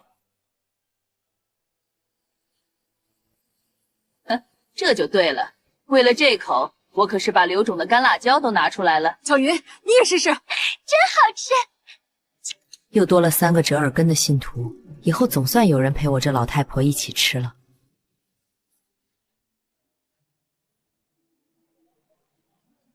小满爷，多亏您帮衬着修房子，真是太谢谢了。二位娘，快别提谢了，我那是手上活，不知道。你瞧这些，这可是救命的东西。还有那边泡着的青糠子，现在每天磨粉吃糊糊，我不担心饿死了。而且这葛根还能治病呢。昨晚大柱吃了炖葛根，说口苦口渴的感觉好多了。是啊，我虽然做不了重活，但洗洗刷刷总成。人老了最怕乘累赘，现在觉得心里踏实。那成，咱们今天就取葛根粉，其实跟青缸子差不多，先捣碎成浆，再清水洗粉，反复沉淀撇去污水，取底下的干粉晒干就行。这容易，一听就会。这葛根粉比青缸粉更好吃，也更有益身体。哎呦，逃难的时候吃东西竟还能挑选起来，这在以前的荒年可是想都不敢想的事啊。这小兔子还弱，吃不了青缸子，我正愁呢，只能省下点苞米面和高粱喂着。奶，昨天我试过了，这兔子吃葛根，这下省了粮食了。这院子得平一平，落了灰扫都扫不干净。巧云，跟我动动手。以前跟着爷爷弄过晒谷场，这手艺还没忘。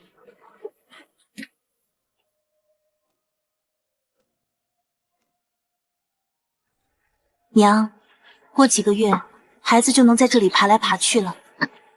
娘，有个坏消息，山火又往咱们这边风蔓延的苗头了。我们这2天一直在盯着清理余火，就怕大火道烧过来，把两边连成一片。这天真该下场雨了。大柱，当年你这腿到底是怎么治的？刚开始就像千万蚁虫在咬，抬不起来。郎中说是背部错位，把我反背着在屋里走了一圈正骨，我疼晕了过去，醒来就不麻不疼了，可掐着也没感觉，彻底动不了了。这是被庸医害了，脊髓损伤最忌随意搬动，竟然还反背颠簸。但这不能说，说了只会让2位老人愧疚一辈子。镇子，我这能用草药吗？可以试，但你得好好吃饭，先把身体养结实了才有机会，不然就算骨头长好，你也站不起来。站，我还能站？能。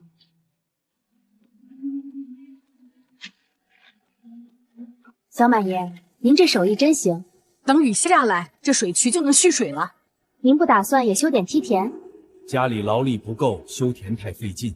我打算在烧过的荒坡上直接播种，刀耕火种虽然收成低，但面积大，再种点豆子瓜菜，总能活下去。哦，下雨了，小满爷，下雨了！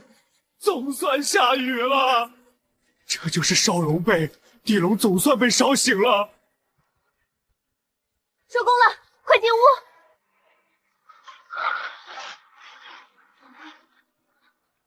二瑞哥，你尿了？胡说什么？我想撒尿也尿不到你头上啊！不是你尿的，那哪来的水？可是雨，快，再挖一根大的带回去，别让娘等急了。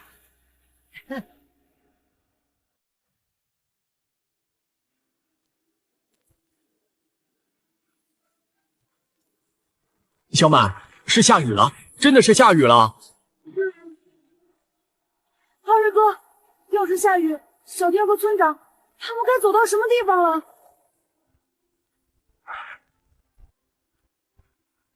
谁知道呢？是他自己非要走的。这时候想起他干啥？这徐家村干旱虽重，可冬麦还没死透，大家伙挑水救一救总能活。偏生听了那些流言就慌了神。小天在我家养了10几年，这种关头说走就走，真是没良心。以前他偷蛋，我还替他挨过娘的骂，现在想想真是不值。我也觉得他不该走。以前他被江婶子打，我还没少分吃的给他。现在看来，江婶子也没他说的那么恶毒。快，别磨蹭了，赶紧装葛根，这雨越下越大了。要是弄得比娘昨天挖的少，回去肯定挨骂。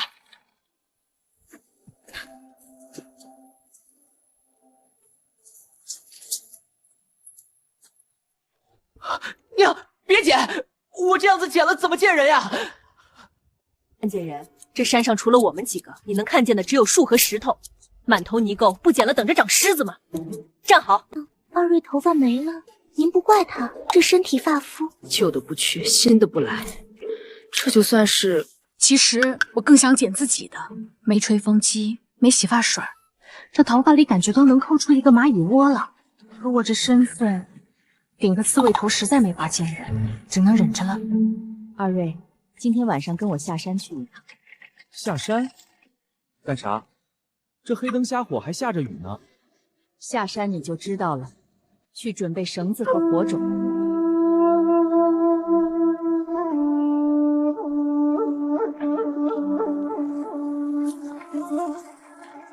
谁？哎呦！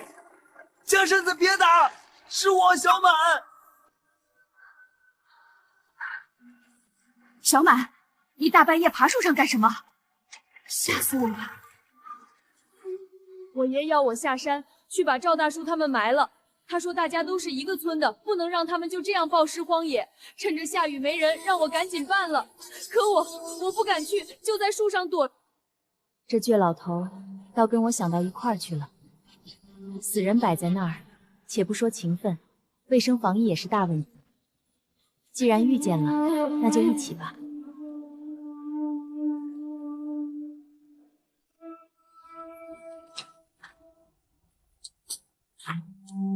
行了，别怕，跟我们一起去。3个人火气旺，鬼神不惊。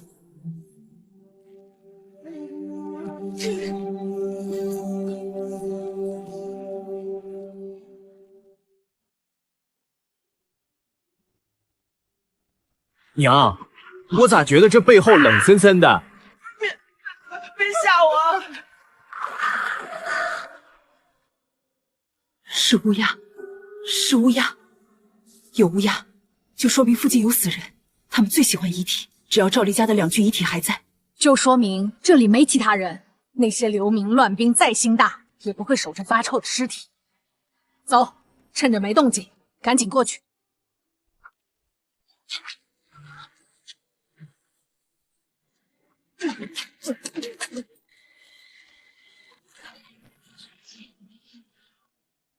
小满，事情办好了没？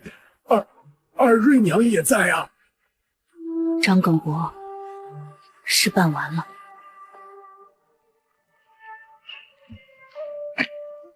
耿博，下面没人了，只要这雨下一夜，路上的印子就全冲没了。你放心吧。这样就好，这样就好，多谢了。二瑞娘，小满，快喝口姜汤驱寒。老天定下的命数在这儿，该死就死吧，能入土为安就是福气了。唐根伯，我们先回了。娘，二瑞，你们可算回来了，快进来暖暖，我熬了姜汤。娘，我把您前几天找回来的药也放进去了，您快喝。药？什么药？就是您说的那个艾草老叶，您说能散寒，我就都熬了。那是春末夏初才采的，这几片老叶早就没药效了，本想留着洗澡止痒的，算了。巧云，既然熬了，索性把剩下的艾干也放进去，多添点水。我跟二瑞擦擦身子，换身干净衣服，也去晦气。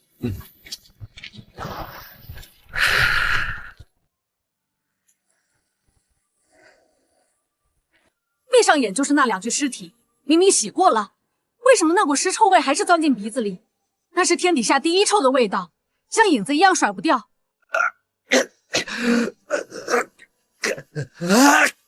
半个多月了，我一直以为自己在玩一场沉浸式经营游戏，挖兔子洞，躲山火，看二瑞护着我，我始终是个旁观者。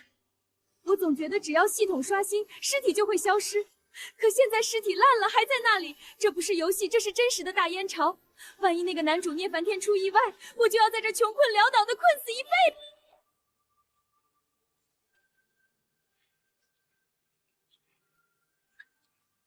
子。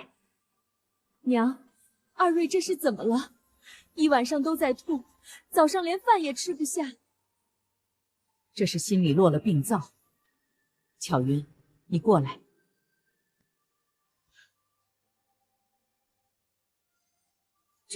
这也可以，娘，这能行吗？要去赶紧去，你要是喊不动他，我就亲自动手把他按进粪坑里去。别，娘，我这就让二瑞过去试试。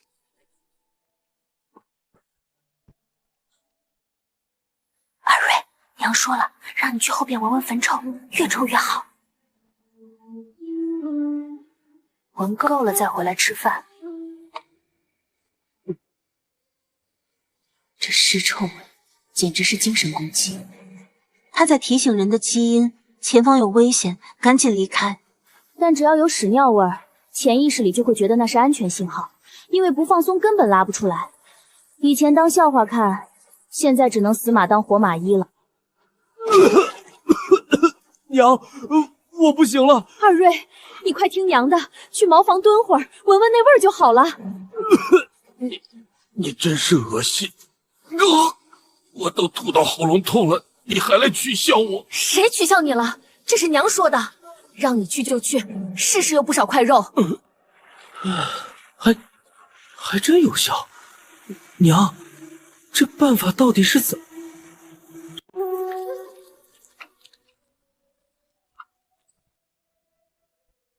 吃饭，吃完我们去一趟小满家。我虽然不害喜，但也不想跟2个刚从坟坑回来的人一桌吃。二瑞，拿上东西，走。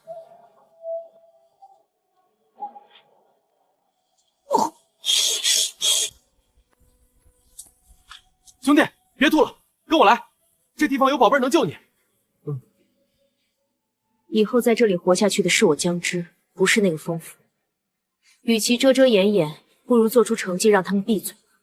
长根伯，这2把最秀的镰刀就不用磨了，留着有用。这可是好东西，一刀破伤风，2刀见祖宗，防身利器。二瑞娘，你真会说笑。快进屋坐，外面雨大。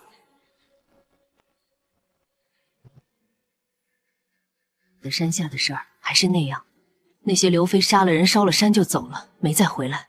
我们昨晚把赵立爹和媳妇儿埋了，就在原地挖的坑，没衣被，也没纸钱。赵立爹跟我那苦命儿子差不多岁数，哎，这世道。昌根伯，现在雨下着，什么时候补种麦子合适？补种？现在种春小麦还来得及收一季。我家还有10多斤苞米种，我打算在坡上种点，剩下的都给你，种在梯田里。不如我们2家合种，主粮全种在梯田，我来照顾。坡上种瓜豆，你帮着看管，收成咱们一起分。二瑞娘，这可太累着，你和二瑞了，你这是在救我们的命啊！江身子，打住没用，只能给你磕头了。哎呀！大主，快停下！二瑞，快拦住他！大恩大德，小满这辈子做牛做马报答您。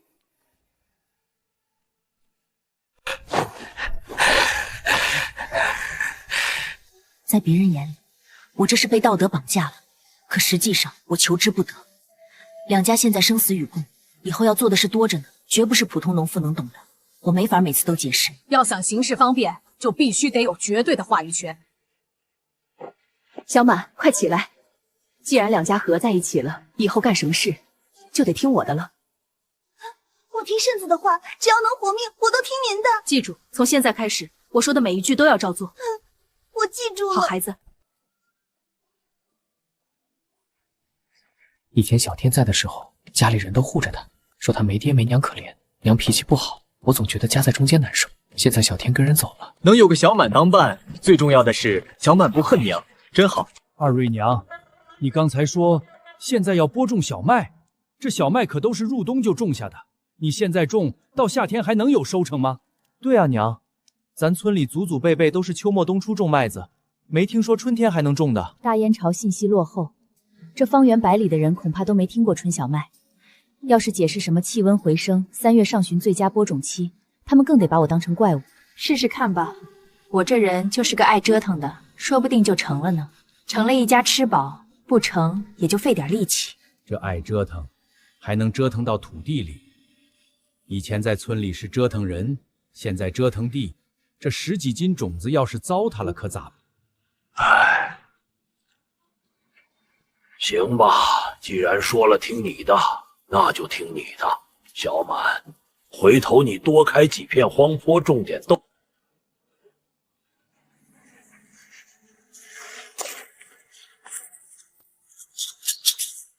呀，这生是灰水泡麦种，我活这么大真是头一回听说啊！还不让搅动，非要留着这层白膜，这到底图啥呀？是啊，圣子，你您说的那个什么……杀菌，那菌不是山上采来吃的吗？杀它干啥？跟他们解释微生物。你们想啊，这些土是从林子里石缝里抠出来的，烂叶子多，里面肯定藏了数不清的虫卵草种。用这声石灰泡过，麦种下地就不怕被虫子咬了根儿。这叫防患于未然。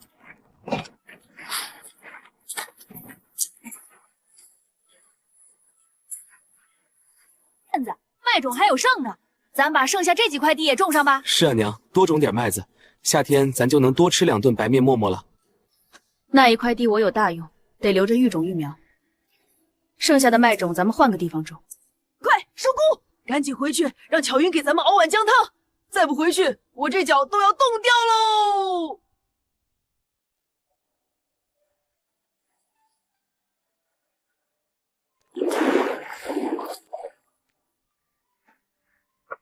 啊，这身子骨，农忙时女人当男人，男人当牲口，真是半点歇不得。多亏了小满爷，这雨里泥里要是没这双草鞋，真得冻废了。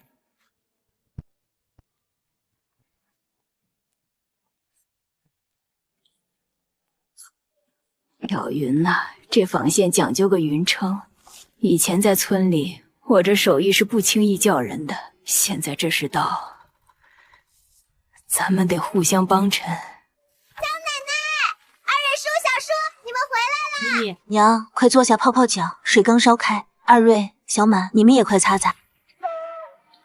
啊，你怀着身子，就在屋里待着，炕上热乎点，别冻着。下地的活有我们呢。江家妹子虽然嘴上不饶人，这疼媳妇儿的劲儿真是没话说。唉，要是我的儿媳孙媳还在。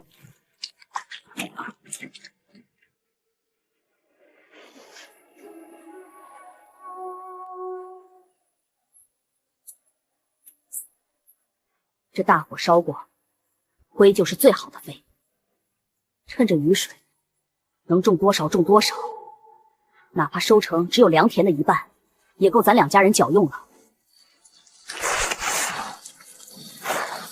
云，我看你还没给孩子背衣服。娘，村里惯例，生下来用旧衣上蝈蝈，塞进被窝就行，等大了再捡旧的穿。那哪行？孩子皮嫩，把我这件和二瑞那件就棉袄都拆了。不做尿布，棉花重新疏松了，织成细棉布，给孩子做贴身里衣。可是就这么定了。那您和二瑞冬天穿什么呀？天暖了，先凑合。今年咱们得自己种出棉花来，不然明年全家都得穿树皮。小满爷，我想问你要点棉花种，今年我想试着种棉花。种棉，二瑞娘，这棉花是北地的东西，咱这地界费心伺候1年，光长叶子不结桃，这山上土又薄，种不成的。试试吧，折腾折腾，说不定就成了。不折腾，明年就没衣穿。唉，也就这些了，你拿去折腾吧，死也死个心甘情愿。这棉子得等气温回升，雨停了才行，可不能毁在我手里。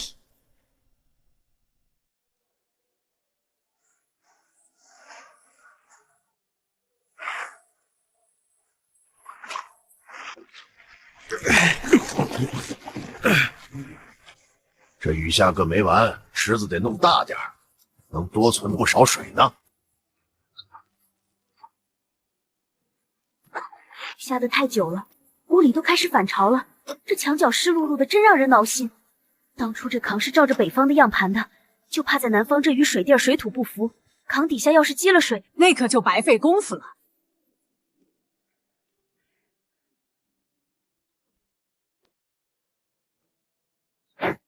还好这炕能用，这鬼天气，衣服挂在外面10天半月都不干，全是一股酸味儿，要么就是用炭盆熏得满身烟味儿。现在每天煮饭顺便烧热这炕，湿衣服往上一丢，烘1天就干爽了。娘，干脆把咱家这些怕潮的宝贝疙瘩全搁炕上得了，等晚上睡觉再腾地方。有了这些淀粉糊糊和肉干，这春荒总算是能挨过去了。只要人勤快，总能变出花样来。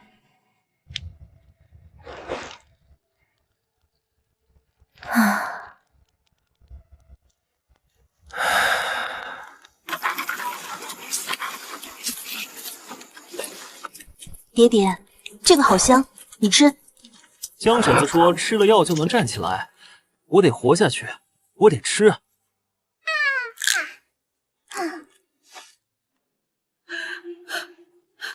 老天爷，这是要吃死人了！这到底是吃了多少啊？二瑞哥，江婶子，快来救命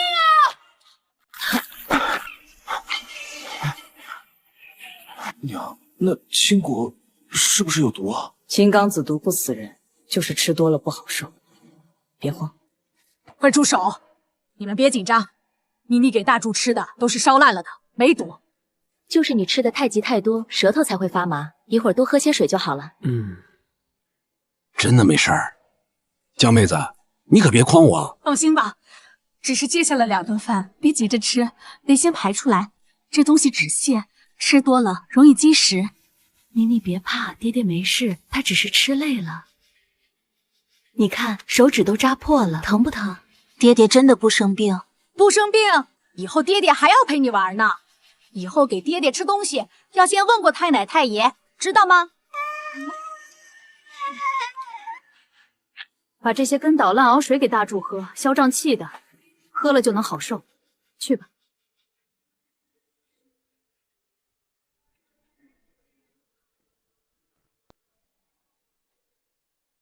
这草不就是喂猪喂羊的泥鳅串吗？人还可以吃点嫩尖，也能治病。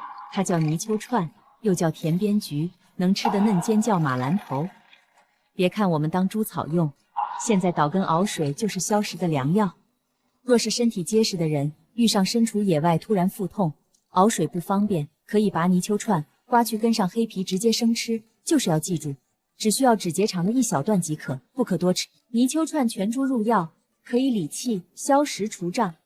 如果配合折耳根，还能治疗小儿积食。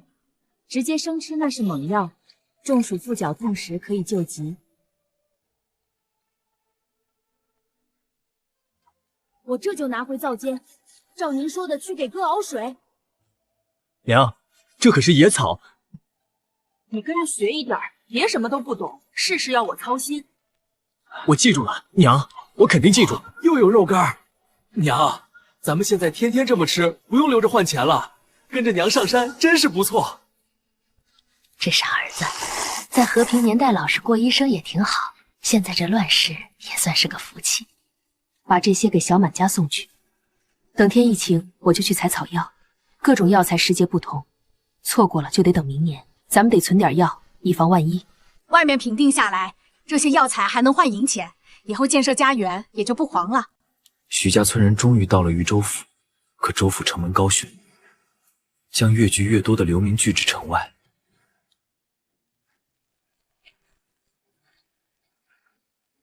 说兵还是不放人进去。你们拿着刀枪不去杀叛兵，只知道对百姓耍威风，眼睁睁看着这上千人淋雨不管。早知道这样，留在家里被人抢了杀了，也比在这受罪强啊。凭着狠劲，聂梵天不再愁吃，他喜欢这种被人敬畏的感觉。他心里从军扬名立万之情越发急迫了。渝州府因乱兵屠村的消息已封城，流民只能在城外扎营。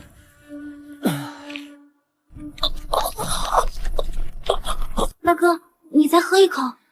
江婶子下午就让喝了，怎么还是痛了呢？我这肚子每月总要闹这么一回。好些了，总算是熬过来了。这泥鳅串儿真管用啊！既然缓解了，就说明泥鳅串起效了，让他继续喝几次，稳定效果。接下来喝些米粥护理肠胃，就不会有大碍了。你身体虚，得耐下性子慢慢养。多谢江婶子。我听您的，慢慢养。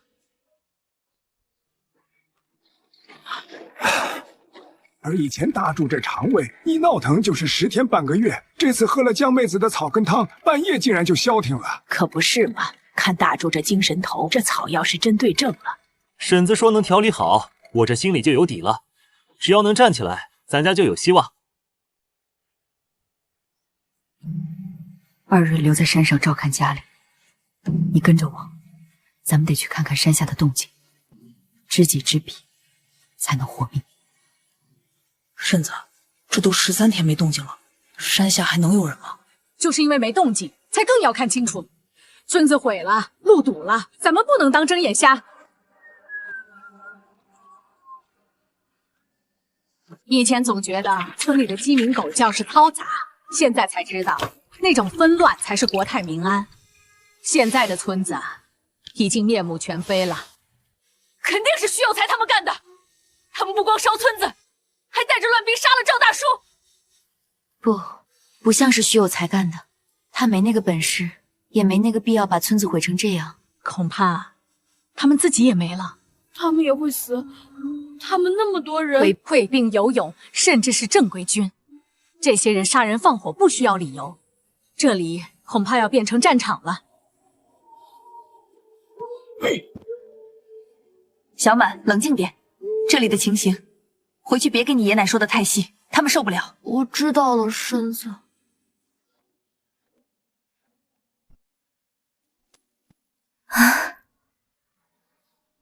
看，这是番百草，也叫鸡爪餐，根茎带点甜味，能补气健脾，正好给你哥调理身体。这就是鸡腿根啊，我认得。原来它还是药，那我要多挖点，让哥每天吃1碗大补。这是野山药，也叫脚板条。虽然现在不是最佳采收季，但也能凑合用。挖的时候顺着藤往下，别弄断了。子，以前没听小天提过你们家吃这个啊？小天跟着村长走是对的。咱们在这山上虽然有吃有住，但外头乱兵屠村，豫州府都锁城了。当初要是没你爷提前毁路，咱们怕是也难逃一劫。哎呀，这东西可吃不得，要毒死人的，快丢了！长根伯，别扔！您认错了，这是野山药，没毒的。不可能，以前有人挖回来煮，苦得粘喉咙，连猪吃了都拉稀，这就是毒草。那是黄毒，长得跟野山药很像，但味道极苦且有毒。您看这山药的皮和须根，跟我尝一口，它是清甜的，还真不糊啊。看来我这几十年是白活了，差点把好东西当毒药。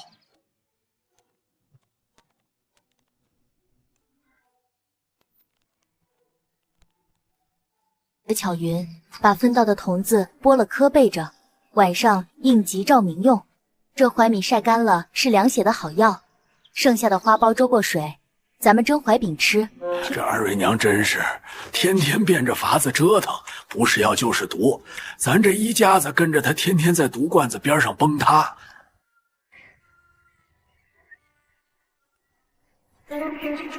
你看这麦子长得真快，有了这些，明年咱就不愁饿肚子了。光长叶子不行，还得有肥。咱们没牛羊，得想办法多活点小鸡，且吞坑肥才行。这是谁干的？山里种地就是这样，怕鸟吃，怕兔啃。等收成时还有野猪，这豆苗是让兔子给祸害了。辛辛苦苦种下的命根子，绝不能让畜生给毁了。看来咱们得跟这些兔子斗一斗了。